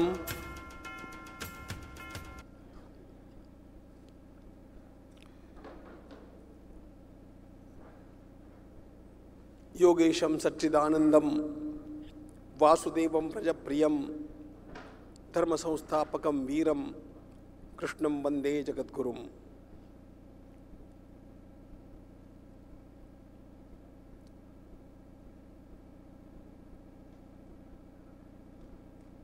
इतका महत्त्वपूर्ण पुरस्कार, ज्यांना आपण पुरस्कार म्हणता पण मी आशीर्वाद म्हणतो, असा मला अमेरिकेच्या भूमीवरती प्राप्त होईल असं मला स्वप्नातही वाटलं नव्हतं.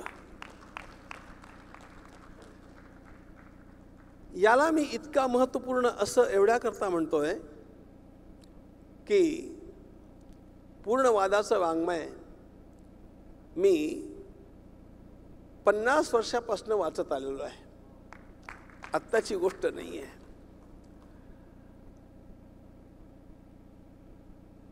बेलापूर हे माझं गाव. बेलापूरच्या जवळ श्रीरामपूर आणि श्रीरामपूरला असलेले कैलासवासी बाळासाहेब बोबडे यांच्याकडे माझं नेहमी जाणं येणं असायचं. किंबहुना श्रीरामपूर आणि त्या परिसरातल्या सगळ्या कार्यक्रमांच्या मध्ये त्यांची फार मोठी भूमिका असायची.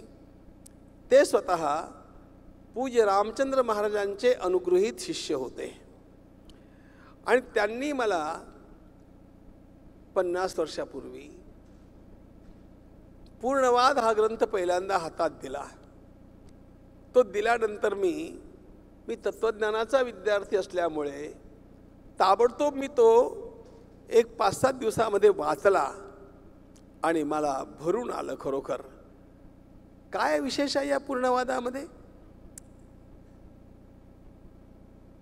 संपूर्ण जगत मिथ्या आहे किंवा या जगाला आभासात्मक मानून आपण आत्ताच्या आपल्या कर्मांची उपेक्षा न करता आपल्या धर्माप्रमाणे आपल्या देवतांची आराधना करून आणि शिष्टसंमत सगळा आपला आचार पाळून आपण समृद्धीची आकांक्षा धरली पाहिजे, आपण विजयाची आकांक्षा धरली पाहिजे, आपण सातत्यानं उन्नती करत राहिलं पाहिजे.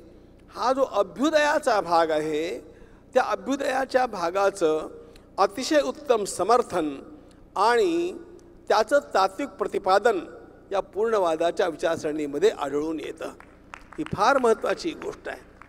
आपला जो वैदिक धर्म आहे त्या वैदिक धर्माची 2 अंग आहेत. यतः अभ्युदय निःश्रेयस सिद्धी स धर्म.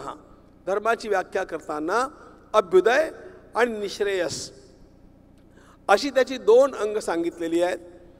निःश्रेयस म्हणजे परमशांती, कल्याण, मोक्ष, निर्वाण आदी. अभ्युदय म्हणजे या जगात जगत असताना मला भौतिक उन्नती पण केली पाहिजे, या भौतिक उन्नतीची कास धरणं आणि ती करून दाखवणं म्हणजे अभ्युदय. झालंय काय, अनेक वेळेला आचार्यांच्या वाङ्मयाचा किंवा संतांच्या वाङ्मयाचा नीट अर्थ ज्यांना कळला नाही अशा लोकांनी या जगामध्ये काय भरलं आहे, आपण या जगापासून लवकरात लवकर सुटावं, आपलं काय आता 50 गेली 5 राहिली आणि जन्ममरणाचा फेरा चुकवण्याकरता मोक्षप्राप्तीकरता प्रयत्न करणं हेच जीवन असं नाही आहे. ते केलं पाहिजे. पण भगवान म्हणून म्हटलं ऋणत्रयमपाकृत्य मनोमोक्षे निवेशयेत. जन्माला आलेल्या माणसावरती देवऋण, पितृऋण, ऋषीऋण आणि समाजाचं ऋण असतं. ही ऋणं फेडण्याकरता मला माझं जीवन पहिल्यांदा चांगलं घडवता आलं पाहिजे आणि ते जीवन उत्तमपणे घडवण्याची खरोखर धर्माच्या बैठकीवरती असलेली आधुनिक प्रेरणा म्हणजे पूर्णवादाचा विचार आहे. आणि म्हणून मी या संपूर्ण विचारसरणीचा कृतज्ञ आहे. आणि आज तर पूज्य महाराजांच्या त्या परंपरेचे मला आशीर्वाद या ठिकाणी लाभले. मी खरोखर या परंपरेला अभिवादन करतो.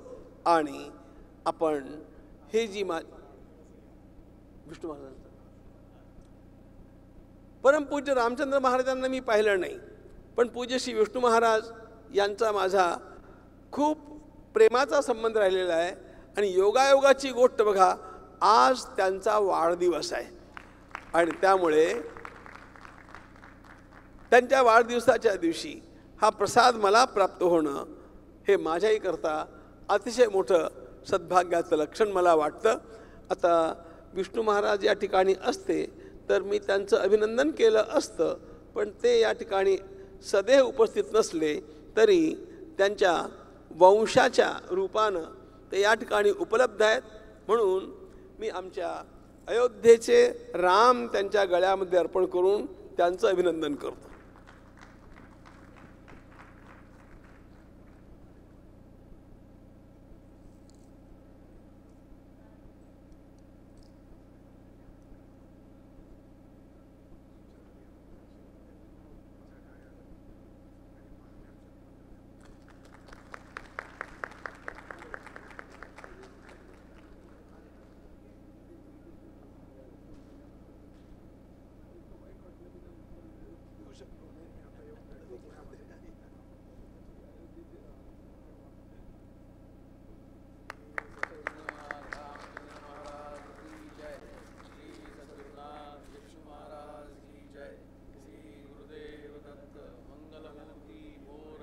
जय जय रघुवीर समर्थ.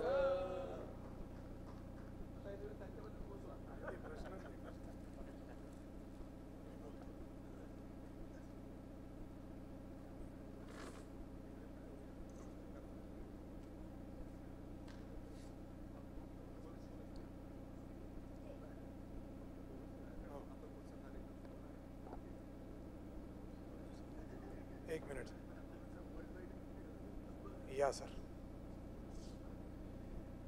एक 2च मिनटं आपले घेणार आहे. गणेशप्रिया योगीराजा समर्था महातापसी पूर्णवाद प्रणेता तया पावना पौर्णिमा पूर्णचंद्रा नमस्कार माझा सद्गुरू रामचंद्रा. महनमंगल श्री गणेश जीवन सम्राट परमपूजनीय डॉक्टर रामचंद्र महाराज, पूर्णवाद सम्राट परमपूजनीय डॉक्टर विष्णू महाराज यांच्या चरणावर आणि माझ्या मातृपितृ चरणावर, तसंच आजच्या या कार्यक्रमात ज्यांचा आशीर्वाद आम्हा सर्वांना मिळाला ते परमवंदनीय पूजनीय स्वामी महाराज गोविंदगिरी महाराजजी यांच्याही चरणावर वंदन करतो. आणि नव्या काळाचं नवदैवत असं ज्यांचं स्वरूप आपण इथे पाहत आहोत ते छत्रपती शिवाजी महाराजांच्याही चरणावर वंदन करून या ठिकाणी उपस्थित सर्व मान्यवर, आमच्या डॉक्टर लाईफ मॅनेजमेंट फाउंडेशन पारनेरकरचे अध्यक्ष श्री माधवजी आपटे, सुनीलजी देशमुख आणि मकरंजी आणि उपस्थित सर्वांचं या ठिकाणी मनपूर्वक स्वागत करतो. आणि 2च शब्दात मी माझा विषय इथे पूर्ण करणार आहे. महाराजांनी आत्ता जन्मभूमीची एक सुंदर कथा सांगितली आणि जन्मभूमीतून प्रेरणा घेऊन माणूस कर्मभूमीत जेव्हा येतो तेव्हा त्याच्या कर्माला कसं तेज येतं, कसं येऊ शकतं, याचं अत्यंत सुंदर मार्गदर्शन आपल्याला आत्ता स्वामीजींनी केलं आहे. धर्माला स्वधर्माची जर जोड मिळाली तर माणसाच्या जीवनाचं साफल्य निर्माण होतं.